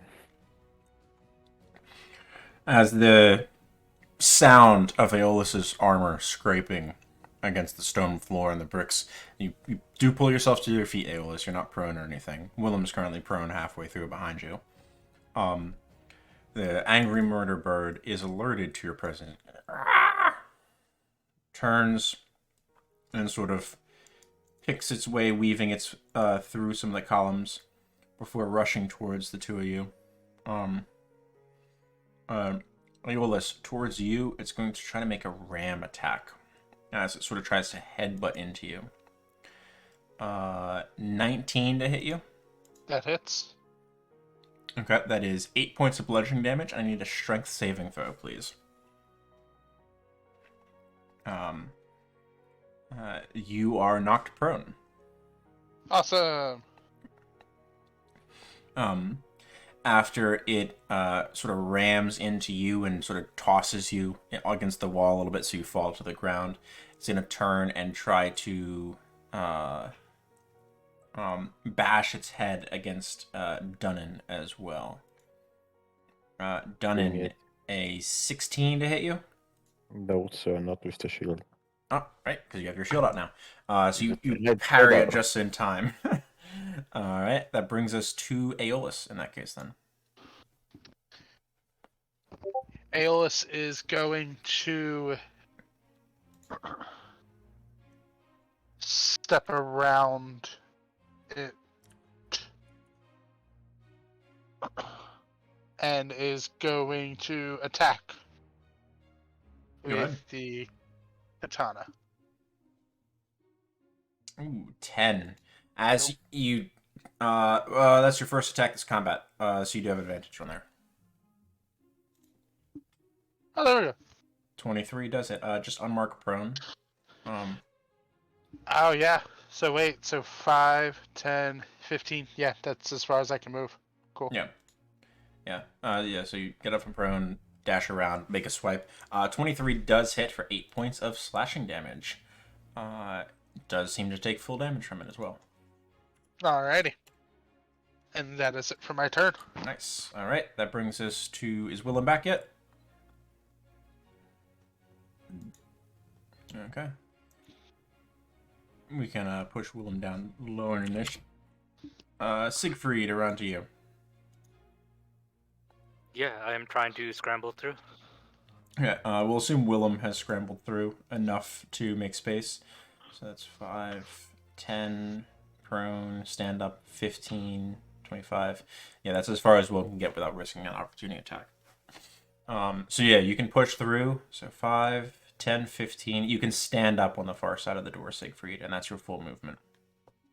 Oh. It's right there. Yeah.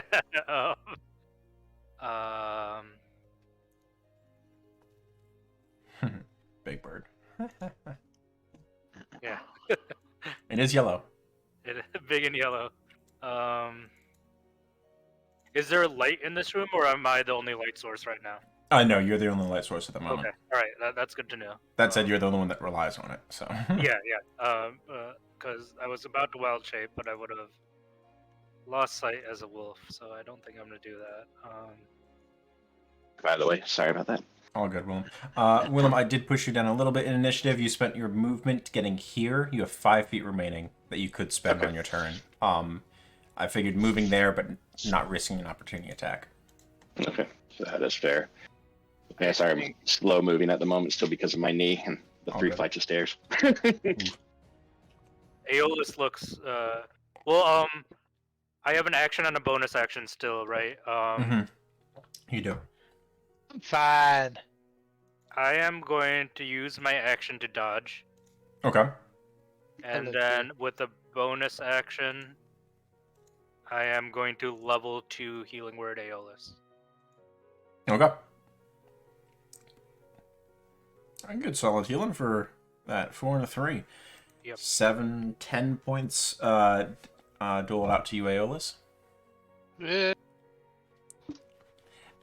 lives and dies, Aeolus. I mean, literally every big fight we've had is just Siegfried bringing Aeolus up and down. Because Aeolus hurts himself consistently. You need to pick up tough on your next thing.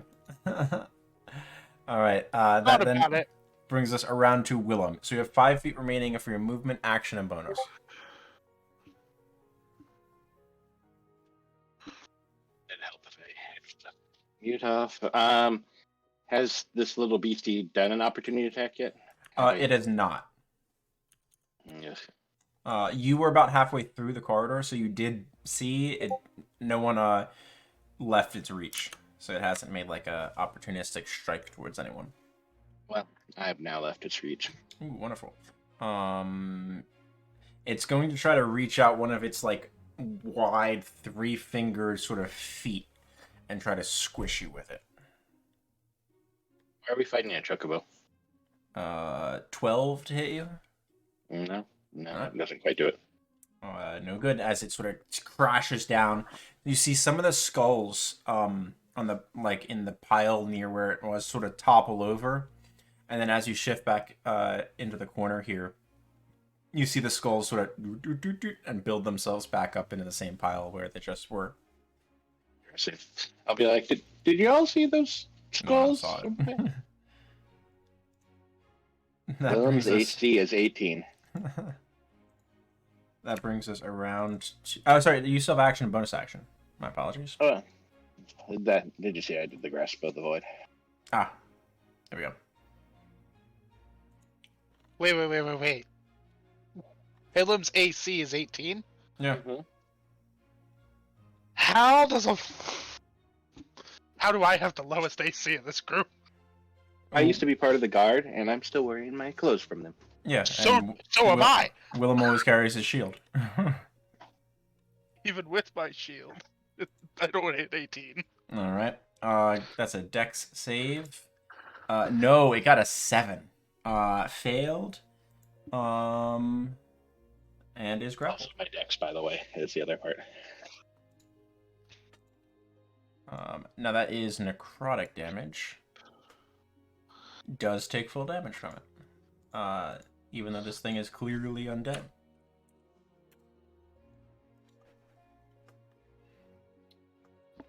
Alright. And that brings us around to Dunnan. And I think he's got higher AC than you do, Aeolus. Or higher dex, pardon me. Probably. Dexterity was my dump stat. I have like a 16 dex, I believe. Yep. Oh yeah, that's why. He's got 3 extra points on you. Well, Danan is just very angry and just got blasted in the face by some weird magic. He's gonna take his axe and slam it. Oh no, first he's gonna cast Divine Favor on the axe. Ooh, nice. Okay.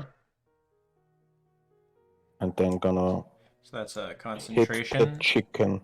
Yes, You have it flanked with Aeolus at this point? right. Yeah, so So- with advantage. With advantage. Yep. Hmm. Definitely And hits. 1d4. Sorry, 1d4. Plus a bonus d4 on top of it. Sounds good. So 9, 10, 11, One radiant. 12 points total. As you sort of slam into this thing and the radiance sort of crackles along its bones, and you can see some of the yellow paint sort of peel up from the impact of the energy coursing through it. Anything else? Nope, that's Okay. it. Around to the murder bird's turn. It's going to start by sort of looking around, seeing its legs sort of trapped by this coiling energy from Willem. And it's going to open its sort of flat beak and unleash a cacophonous quacking sound. I need all of you to make me Constitution saving throws, please. As it uses its mighty quack. I think that's the highest con save I've ever rolled. Not only are none of you stunned, none of you are even deafened. As this sort of rings in your ears for a moment, but you steal your focus, and assess the problem at hand rather than paying attention to the ringing in your ears before your hearing returns momentarily later. That's his action. It can't move. So that brings us to Aeolus. Aeolus is going to bring his shield out in his offhand. And then is going to... Good saves. Bonus action is putting the shield on. I'm going to attack. Sounds good. Boop, boop, You have boop, advantage on the attack roll thanks to Dunn. boop. Ooh, 22. 12 points of slashing damage. As And you start carving in it, you're finding a few remaining ligaments and tendons that are sort of still holding its form together, and you're slowly but surely cutting off these things. alrighty. And Aeolus is going to turn to Siegfried. Focus on the bird. Don't worry about me. All right, to Siegfried. Okay. So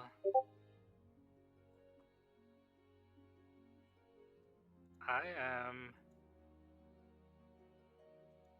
going to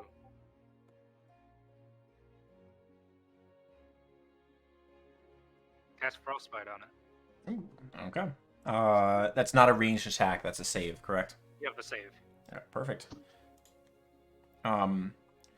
As frostbite sort of releases, and you can see the frost sort of forming flecks over its bones, it seems to not care at all about the cold. Okay. Seems like no effect whatsoever.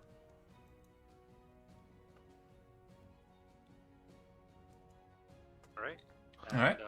Staying put there. Your dodge action has ended. Yeah, I'm gonna stay put. Okay, sounds good. That brings us to Willem in the corner. Willem in the corner. So I will wander over here, and I will again grasp at this Okay. friend. Dex save. It gets a 14. Mango. It just succeeded. Oh my gosh. Anything I can do with my bonus action to just investigate the store at all. I'm not looking to open it or anything. Just get a feel for it. It seems to be set up the exact same way as the one that you came through. Red brick, and leaving about an 18-inch gap at the bottom. Oakley doke. You That's gather all I was probably looking for. leading to another corridor of some sort. But Perfecto. yeah, no check needed to recognize that as we come around to Dunnan. There with your divine just- favor. Quake back at it and try to hack its head off. The shorter dwarf quacking at the giant undead bird, painted yellow. Wait a second. You have advantage. Yeah, it roll bless, but I don't have a bless on. That's fine. You ticked the wrong thing. Yeah, so 22 does hit. You got 13, 18 points of damage using the 5 for the dueling radiant, because it's all the same. Dueling's always 2. So 18 points of damage total as you impact into this thing. It sort of turns around towards you. It's now focused on you, Dunnan, as we shift to its That's how I turn. like it. It's going to sort of look around. It's going to provoke opportunity attacks from you, Dunnan. Aeolus, not from you, and Siegfried, you do not have a weapon out. Yeah, straight rolls now, right? Yeah, straight roll. Actually, it is going to provoke from Aeolus as well. It's going to run in the corner. 20 hits for another 18 points. Nice damage there. Done. 17 hits for 7 points.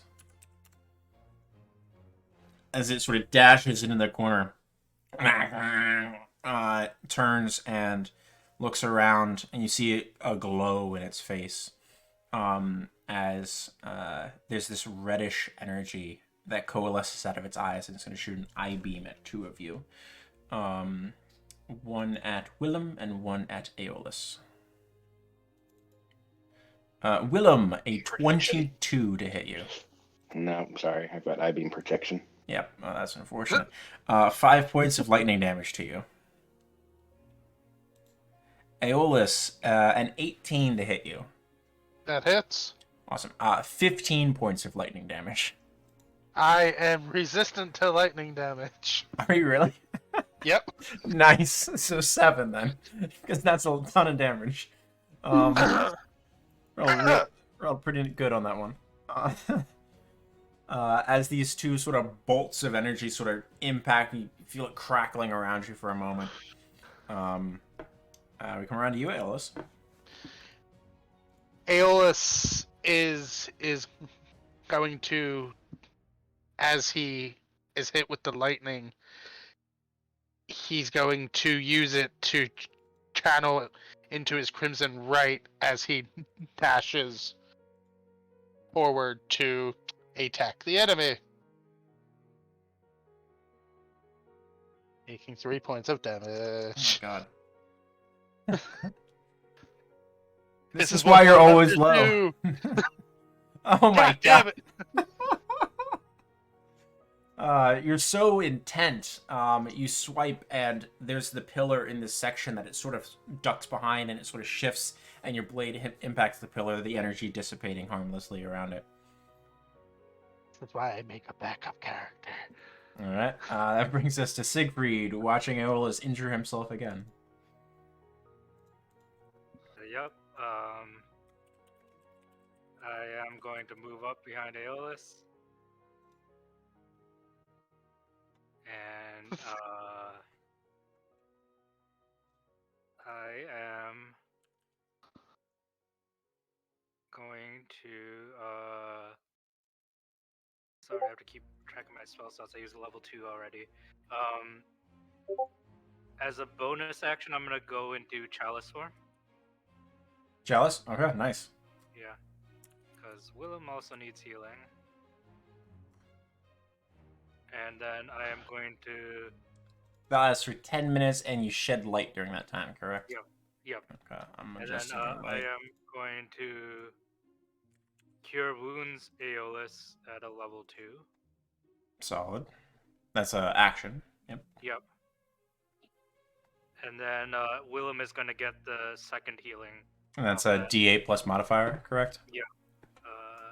So, Aeolus, you pick up, ooh, nice, 12 points, and Willem picks up 9. And then, so I moved.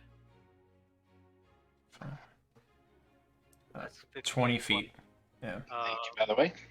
And I'm just going to move 10 feet diagonally to the wall. Sure. Yeah, you can move around the pillar, you dash around, try to get Yeah. the pillar between the group of you, maybe block a little bit of line of sight of the bird. I'll give you half cover Yeah. if it eye beams you. Yep. All right. That is everything. That brings us around to Willem. Good round. To the rescue. Doo-ba-doo. That is totally what he is humming, by the way. So is this ornery bird still looking extra ornery, or is it less ornery looking?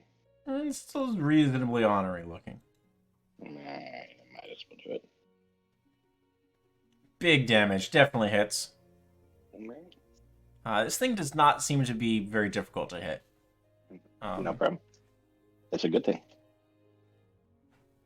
The flying sword was more difficult to hit than this.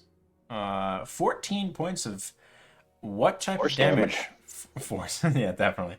It You doesn't don't want to look do. You don't want to use poison on the undead thing. No, probably not. All right, 14 points.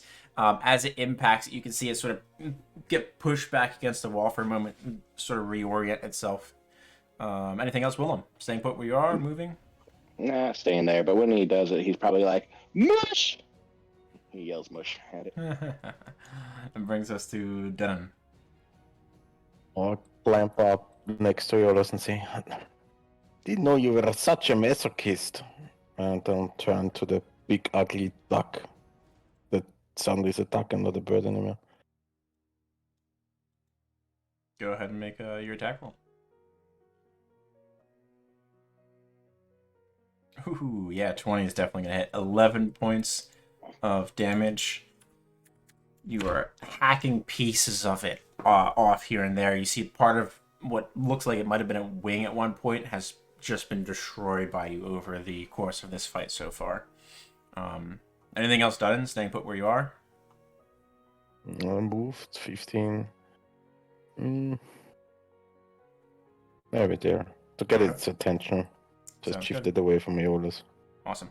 All right, around to the mighty duck. It's going to see the two of you sort of closing in on it, trapping it into this corner. It's going to thrash around, kick all of the skulls and bones everywhere. I need you and Aeolus to both make me dexterity saving throws.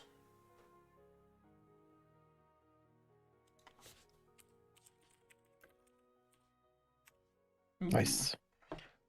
Each of you take 10 points of bludgeoning damage as the skulls and bones and things impact you and sort of knock you side to side.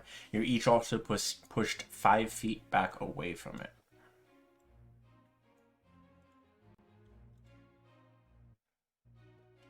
And it's going to then sprint through the space. The two of you have opportunity attacks that you can make against it, though. 10 actually misses Aeolus. 22 hits for another 19 points as it rushes to the far corner. Whack. All right. That brings us around to Aeolus. Second verse, same as the first. Yeah, trying to box it in again. God. Ooh, 10. Not I quite. am.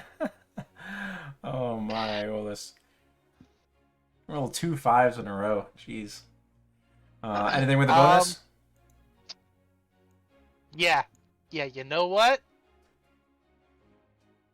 I'm gonna blood curse it. Sure. So this strength saving throw? Yep. 20. And yeah, I'm Strong. gonna amplify. Seems to be strong. Okay. Seems to be pretty strong. Gets a total of 20. You try to hold it in place. No luck. That then brings us to Siegfried. As it's rushed in towards you, this beacon of light here that is now paying rapt attention to.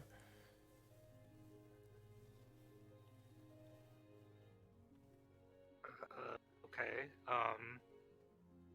I am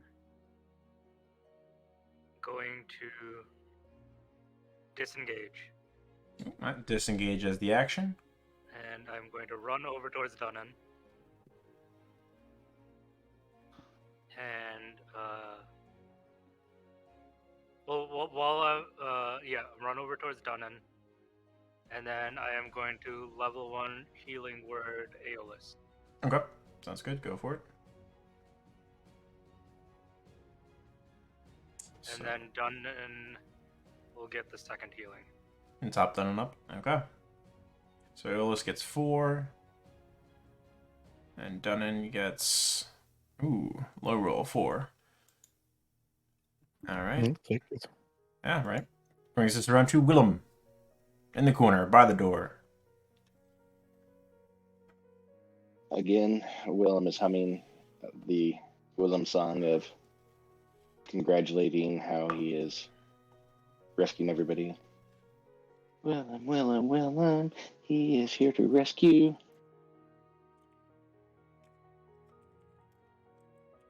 Willem, Willem, Willem.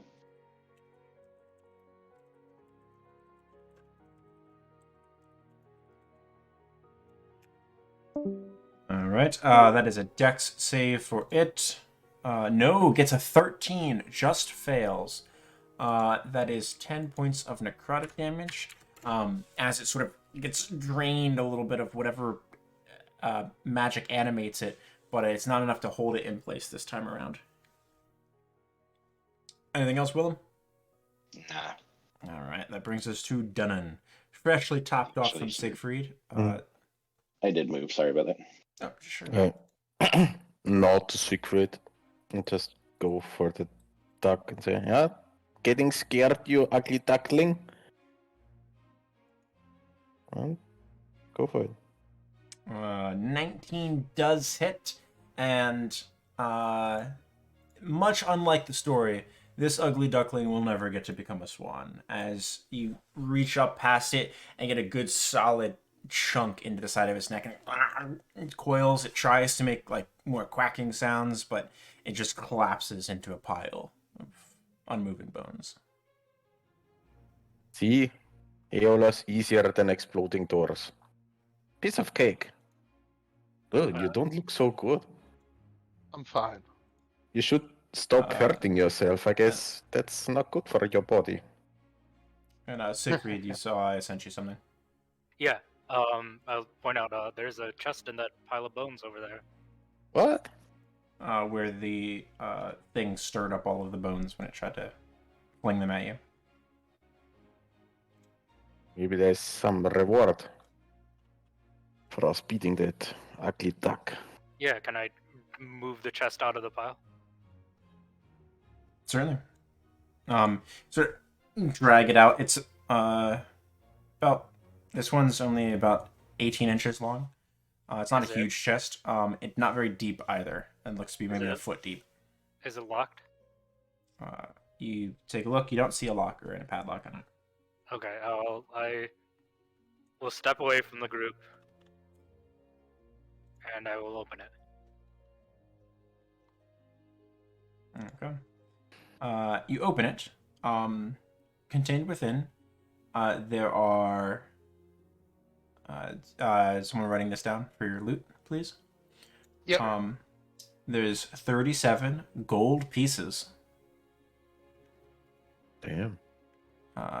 Sam, you're writing it down? Yep. 37 gold, 216 silver pieces,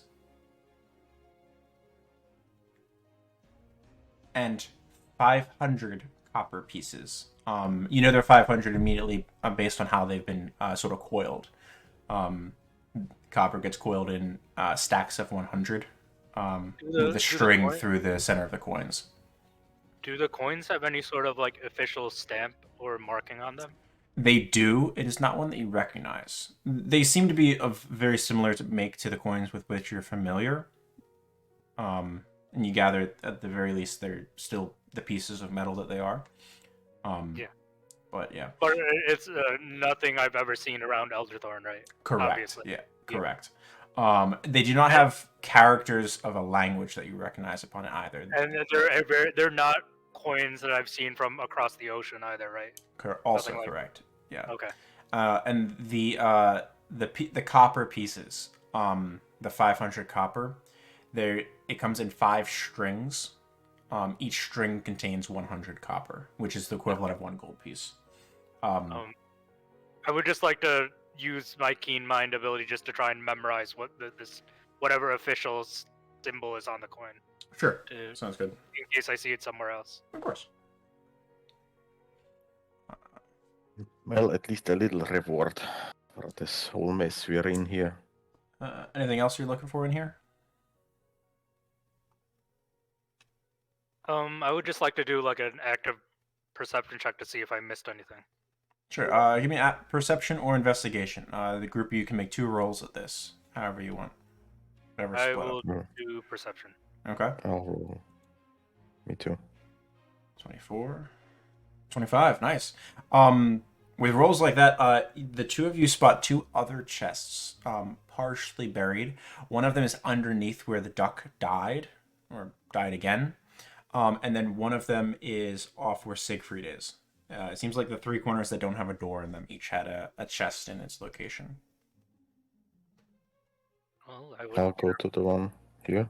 Yeah, I would carefully try and open the one near me. Right, done, and roll me a d4, please.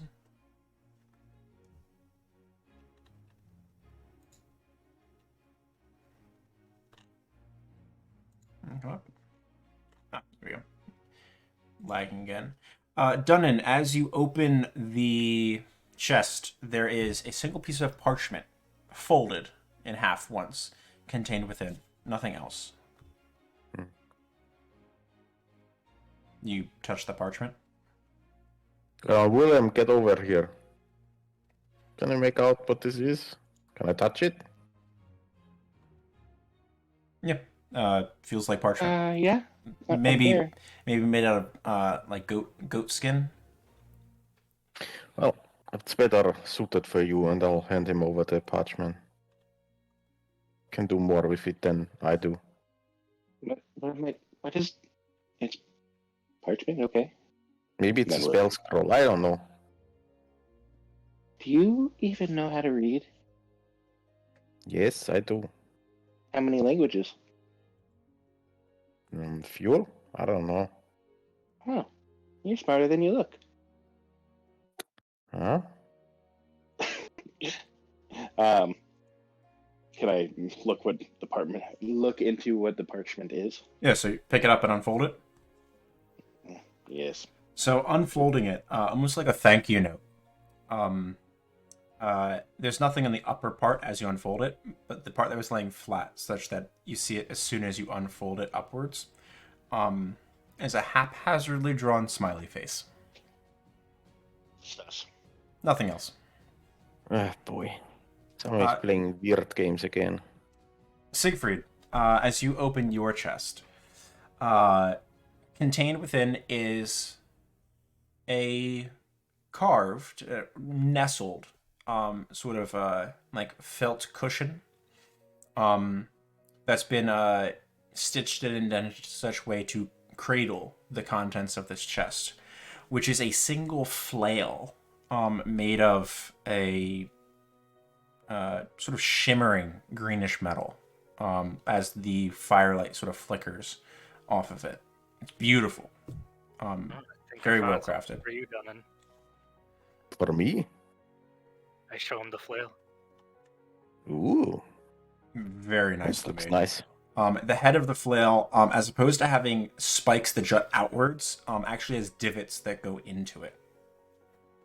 Can I try and it's definitely not dwarvish make, right? Like me and Dunnan would recognize that. Each of you can give me a history check. Okay. Dunnan has a +2 bonus on this. Oh, okay. Oh, sorry, you're not normally proficient in it, so you actually have a +4 bonus. So 19. Dunnan, you feel quite confident this is not of dwarvish make. It's not dwarven craftsmanship. Pretty sure. Maybe orcish? Maybe. I've never heard of. Most of the orcs we know of trade with Elderthorn for metal, right? Spencer? Mm-hmm. Yes. And this greenish hue of the metal is interesting.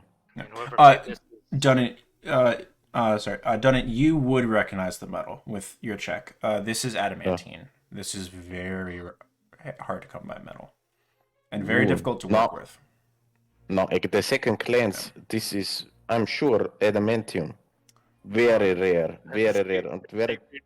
whistles. This would be something beyond even Amber Braid's skill in working. And very difficult to work with. This... That thing must be worth more than at least a half freaking fortune. Yeah. I'll better store it away. I mean, we can buy lots with it, and I'm pretty sure that the Amber Braids will be very happy and pleased if you bring it to them.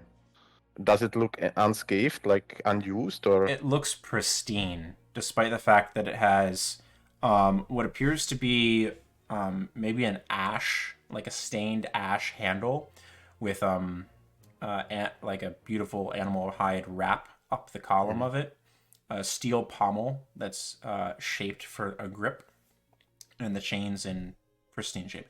It looks unblemished by age.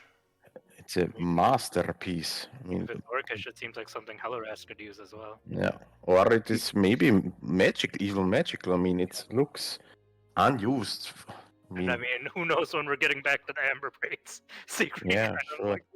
I missed what this was, by the way. I'm The guessing flail. like a flail. Yeah, Yeah. okay. I just missed that actual phrasing. Yeah, I don't have divine favor ends. Yeah.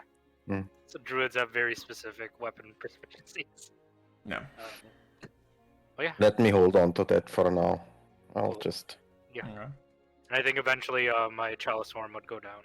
Well, it lasts 10 minutes, so unless you're staying here to do rituals Okay. or try to rest, it could still be up if you wanted No, to I mean I rush think onwards. after we're done going through the chest, I think I'd be ready to go unless anyone else had anything. Aeolus is just going to look underneath this wall. I unlocked that door so you can open it. It leads to another corridor, same as before. And you can crawl underneath that one. Let's go. And Aeolus is gonna crawl through.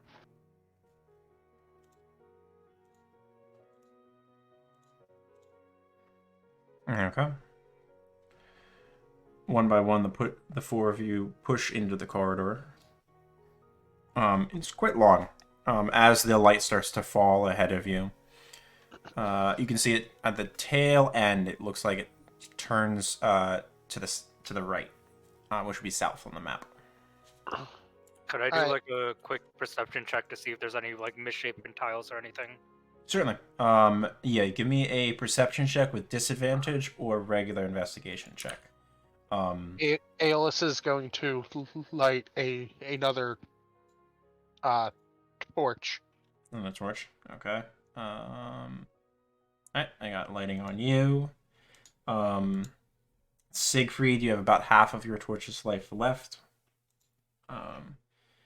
Dunnan is not currently carrying a torch. Nope. Okay. Alright, so I have the light all set up, I believe, correctly. Oh, I gotta remove Willem's torches. There we go. Okay. Taking a look at the checks. Floor looked clear, Siegfried.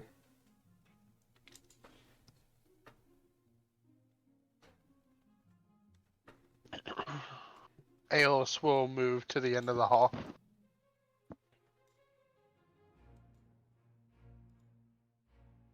Okay. You can go ahead and move all the way down the corridor. The corridor does turn sharply down.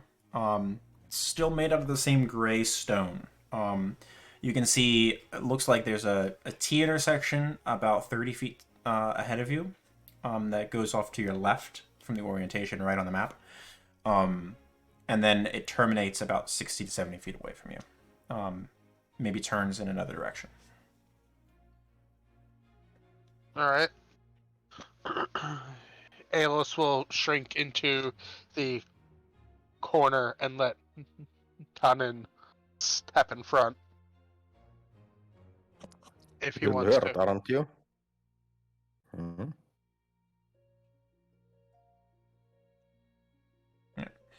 The corridor goes to your right, to the right of the map, and to the south. You can choose either direction. It looks like to the right, quick turn south, quick turn outwards. As you look, there is the very beginning of a stairway downwards. However, parts of the wall have been destroyed and sort of crumpled inwards. But it's not stone that's blocking your progress downwards. There are stuffed dolls, toys, animals, all manner of what appear to be children's playthings that have just been stuffed and piled in this space. Maybe thousands of stuffed animals have blocked up this entire corridor. It's getting weirder by the minute. Some dolls and stuffed animals, like children's stuff to play with. Just shakes his head. Are the dolls what kind of humanoids are they representing? It's all stuffed animals of some type. Okay, all right, Like, and they're Dolls, not like they're just sitting not on the like sand. little toy like little baby dolls or anything like that. Correct. Yeah, it's not like little humanoids. It's all different types of animals. If we can wait here for a moment, Siegfried would like to ritually cast detect magic, Certainly. and then after that, And you chalice. start. Yeah, your form ends. taking 10 minutes to cast Detect Magic. You do not sense any magic coming from the collapsed stairway that's stuffed up, literally. But the flail that Dunnan is carrying is magical. It has an aura of evocation magic. Ah. Ah, Done. that's why I it. I think anyone who Yeah. used that flail could do some extra damage. Mm. Elemental, maybe. Well, I'll take a closer look when we next stop and rest. All right. Yep, yep. But that but explains why it is in this good condition. I mean, if But it's magical. I thought that at least, but none of those dolls are magic at No. the very least, so that's good. None that you sense. Yeah. Yeah. It's just creepy. Okay. Quarter turns again. You can go ahead and proceed, Dunnan. And you can I'm just proceed to concentrating. the edge of that next room if you'd like, Dunnan. Okay? While I give a description. Mhm. Okay? As you enter the room, you are overwhelmed by the stench of rotting eggs. The smell is emanating from a fountain at the center, filled with cloudy liquid. A trio of carved stone nymphs stand at the center of the fountain, holding vessels that feed into the pool.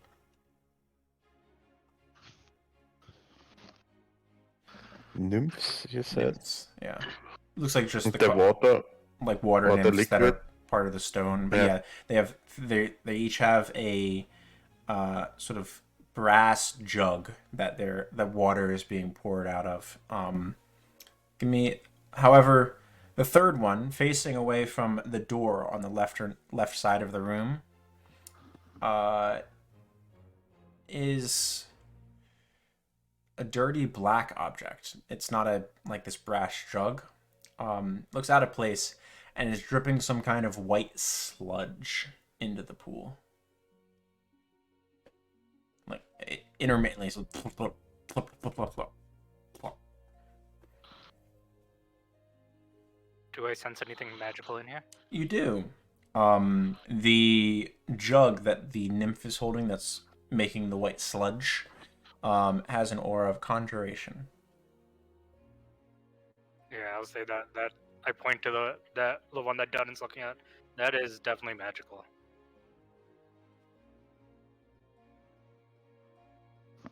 Hmm. But the water looks murky or Yeah, clear? it's, no, it's quite cloudy. Hmm. Probably because there's white sludge like being to- poured into it. Can I? If it's the fountain, we need to remove that. Yeah, that's what I was thinking. Gonna hack off the one that's putting the milky stuff into it. Willem, make me an intelligence check, please.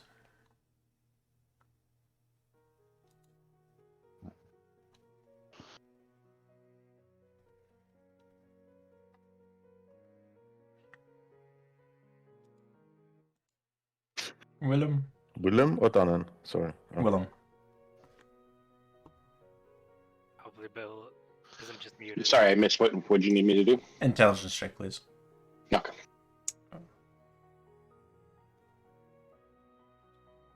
Let's just save, not a check. Boop. Pretty good. As you sort of look at it, you think for a moment, and it comes to you.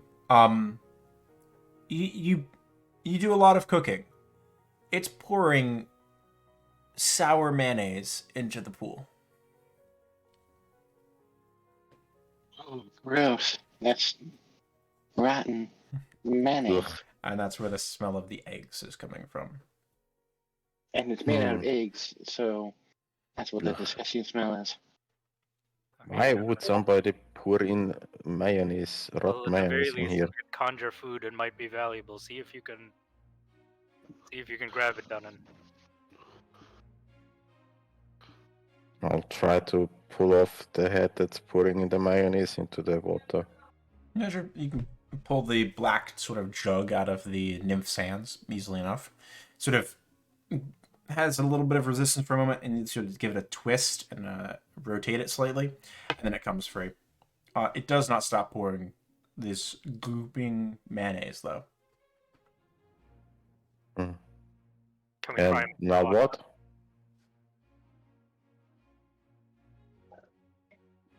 I hold it and it's still pouring out mayonnaise. Rotten one. When you turn it upright, it stops for a moment, and then the mayonnaise overflows out of it and is now pouring out the side.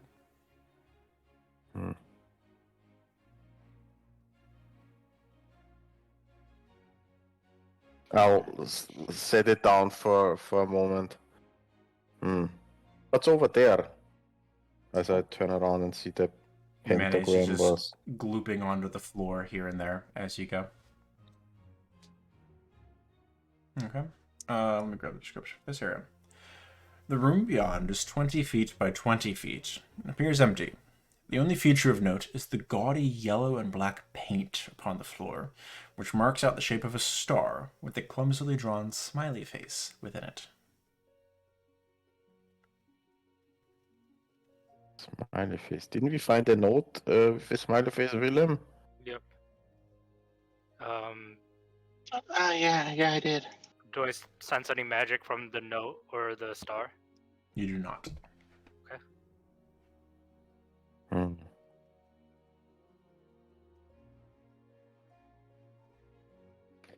I'll bring over the jar with the mayonnaise and lay it in the middle of the star.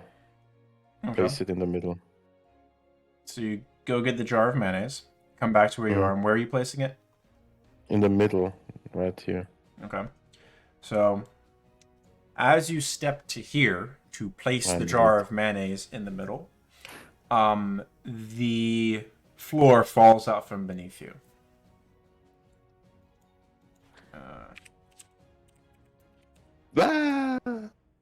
You take 4 points of fall damage, and Dunnan is in a hole. Dunnan, just zoom out on your map, please. Yes. Everywhere. I look over the edge. Can I see Dunnan? You can. Let me double check something. Yeah, it's pretty solid. It was $9 off per pair.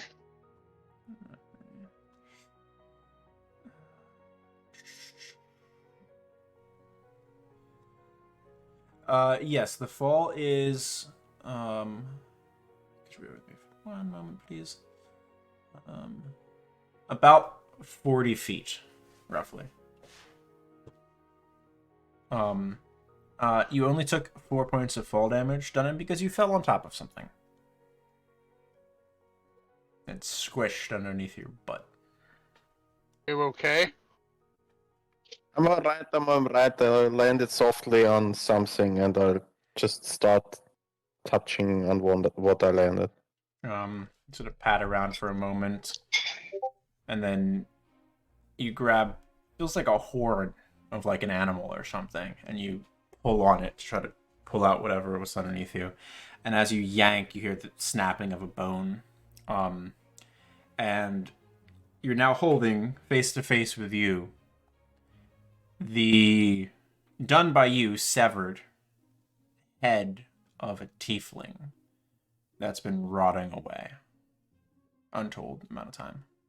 With the pouring jar still in hand. Yeah, that's right next to you, and it's just oozing next to you, making vile and profane sounds. I landed on a pile of bones. Long dead. Is there any way out from down there?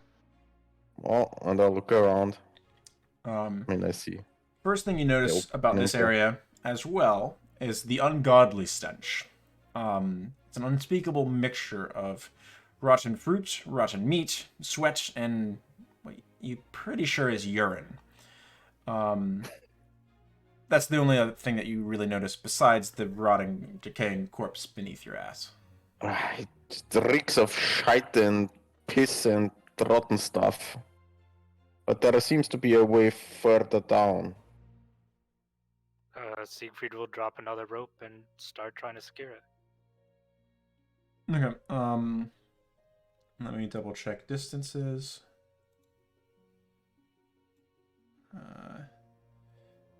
So you have about 25 feet of rope of 40 feet. So you would be dropping about 20 feet to the ground if you wanted to do it that way. If you needed to secure it off the fountain, which is the only thing nearby. Yeah, that is fine. Okay, sounds good. I'd like the three of you that are upstairs to roll me acrobatics checks as you drop down to sort of tumble and roll and sort of catch some of the momentum as you fall. Aeolus will take one of his ropes and will tie it off at the end. Oh, perfect. All right, so then you can shimmy all the way down. No need to have to roll. I'm gonna shift you guys over.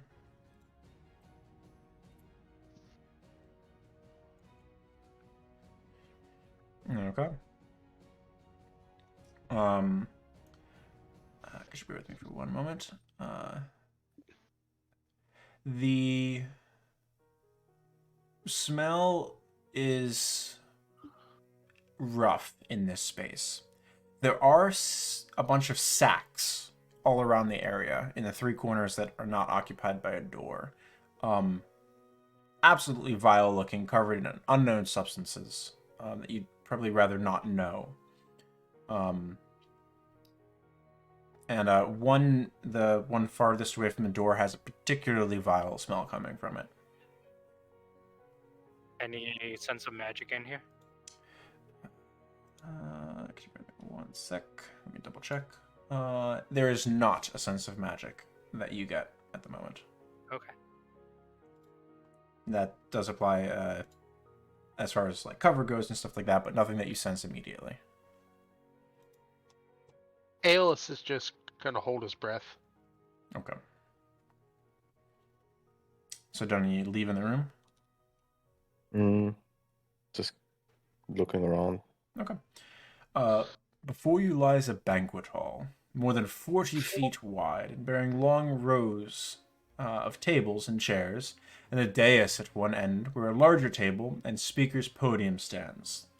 At first glance, many of the chairs and one of the tables within the hall seem to be missing, before you spot piles of dust and wood chips that are all that remains of the ancient wood. Along the walls are markings where decorative fittings may have been attached at one point. If this was ever the case, though, the room is now thoroughly ransacked of any valuables.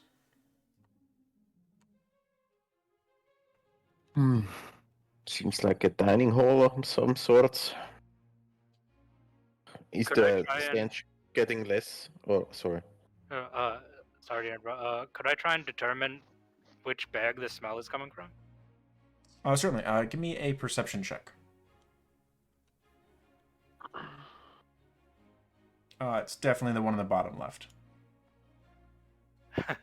Siegfried takes a deep breath and holds it, and he will try and open up the bag to see what's There's a few sacks in that space. Oh, okay. Yeah. It's all coming out Yeah. of that. You sort of rummage through it. You find a decaying corpse of a creature. Make me a history check, please. If you ever read of what this creature is. You do not. This thing is short and squat. It's got very small, beady eyes, but virtually no neck. Its body is shaped vaguely like a bean, with a tail that isn't quite girthy enough that you expect, and a little bit shorter to the point where it doesn't quite touch the ground. Its legs has forward bending knees, but long feet, almost like a frog's feet. It's a weird looking creature, and very clearly in a state of decomposition. Although it does look fresher than the tiefling by a good bit. I look at Aeolus. You recognize what this is? Aeolus will walk over. You can also make a check on it, and I'll be the last one on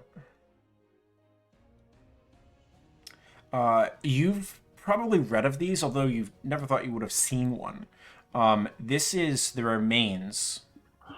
Not sure how old. You need to make a medicine check, but it's the remains of a troglodyte. What the hell is a troglodyte? These things are known as subterranean dwellers. They typically live in large warrens, sometimes over 500 strong, but they usually stay incredibly deep buried. The only stories you've really ever heard of people having actual encounters with them is gnomes and dwarves on particularly deep mine shafts encountering troglodyte warrens. I will look over the body to see how recent it is. Make me a medicine if I'm check, able please. to. Nope, I don't know shit.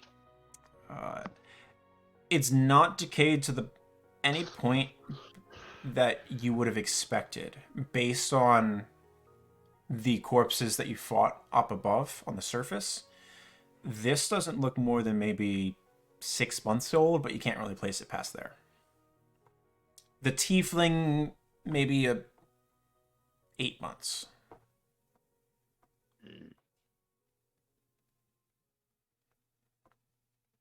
This is within the last This is, winter cycle. yeah, you could say this is since the end of last spring. We're about a month into spring at this point.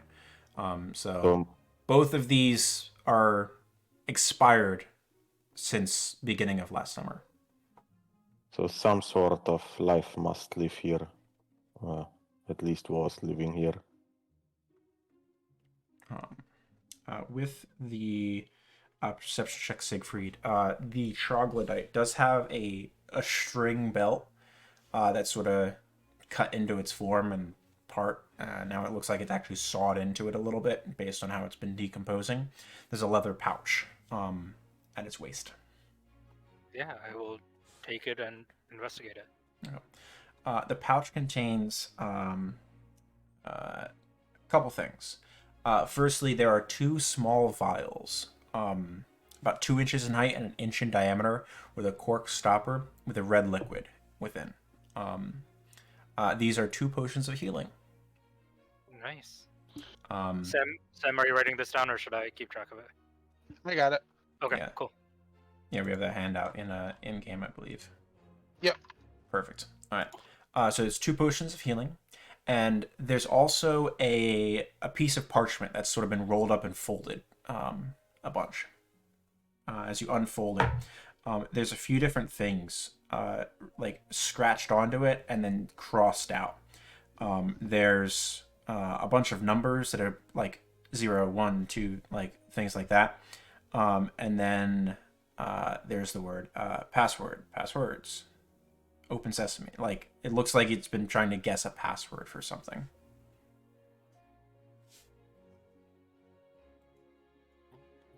Did it seem like it was getting close, or?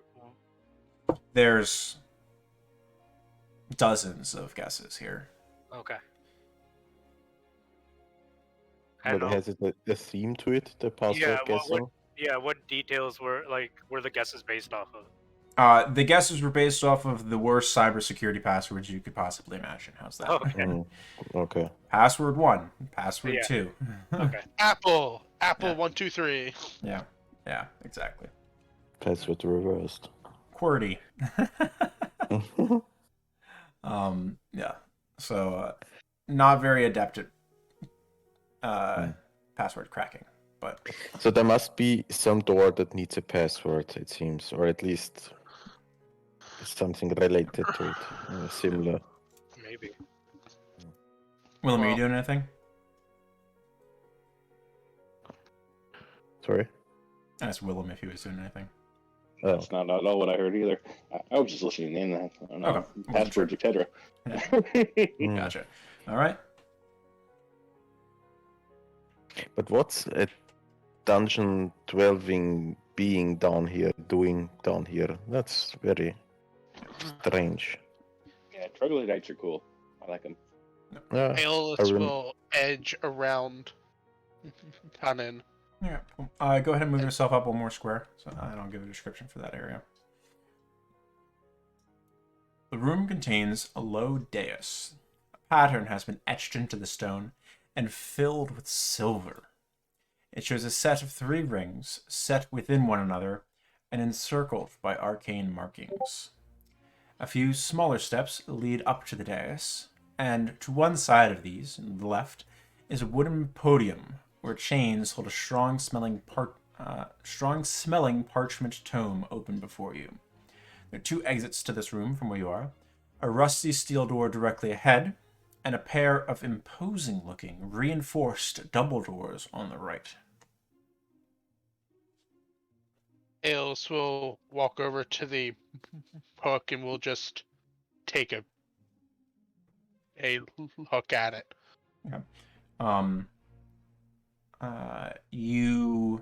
Do you have proficiency Hello. in Arcana? I do not. Actually, checking out why there's 7 penises sticking out by this table. Ah, yes. That is the 7 penises of doom. Oh no. Shit. Hello. Not Willem, again. give me a the perception penises. check. Sorry, Willem was distracted. What does Willem need to do? Perception check, please, as you were inspecting the table. Okay. I got that roll up. So the dais, like the podium, pardon me, not the dais, at the head of the sort of banquet hall, type of thing, it definitely looks different than all of the other wooden furniture there. And you see a small, like indentation, that looks like it could be pressed on the podium. Over here.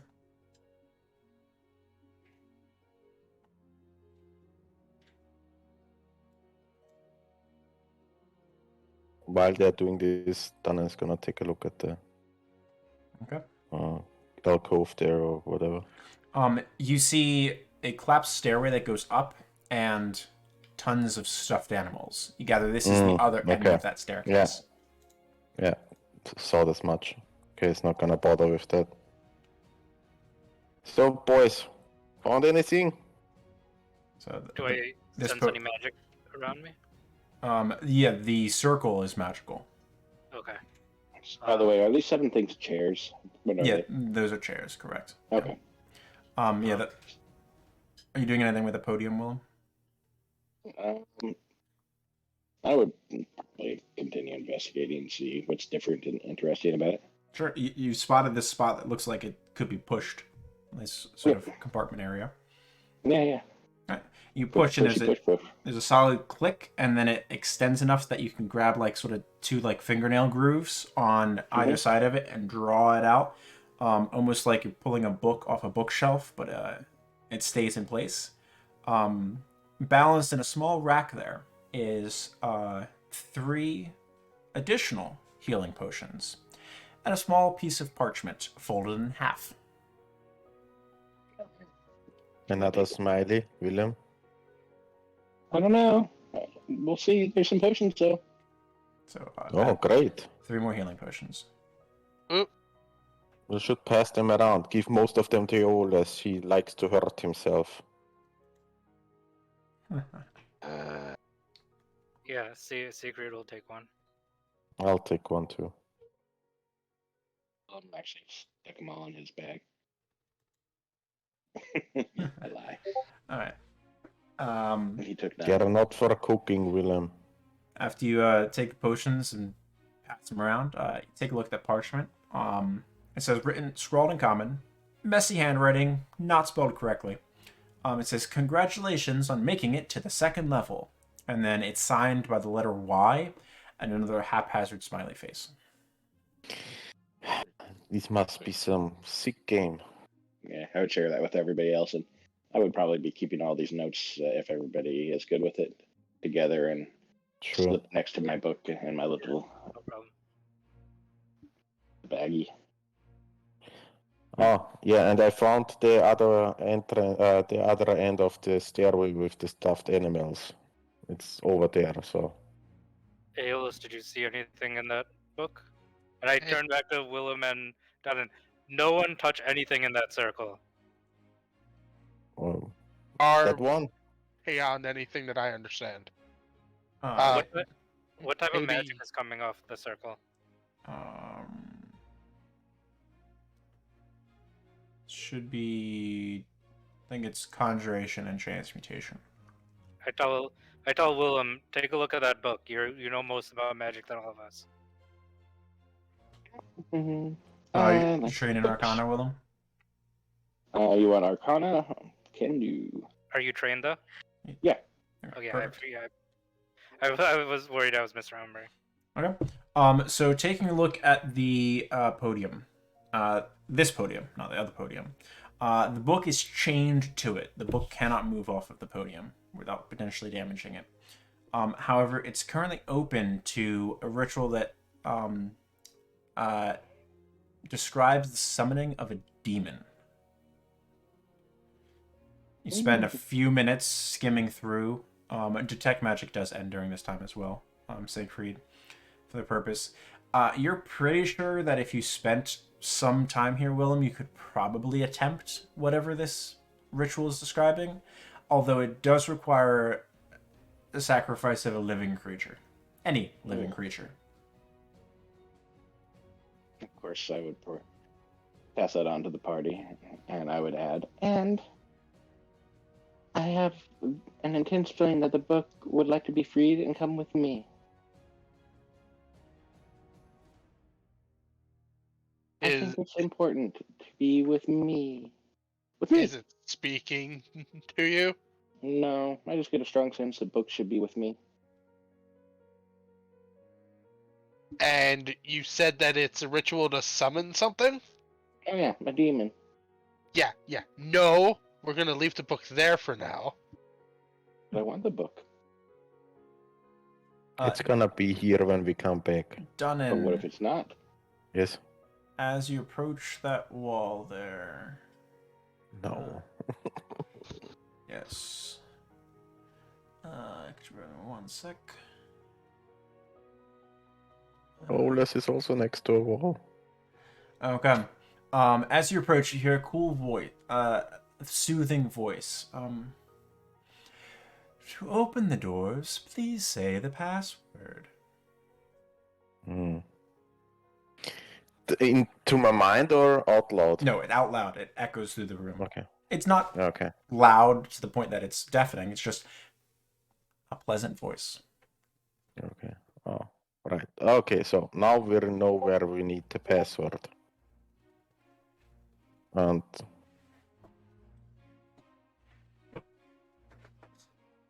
I say password to the voice. It does not do anything. Well, that seems like a cold trail.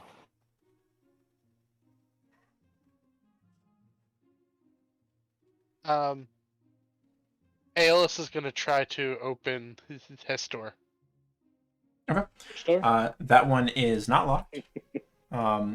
It is rusty iron. Go ahead and make me a strength check, please.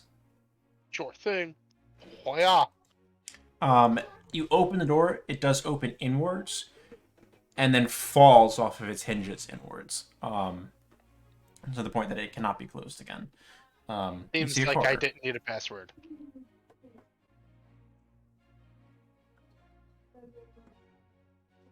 And let me just take that door off of the map, so that way it's not in the way.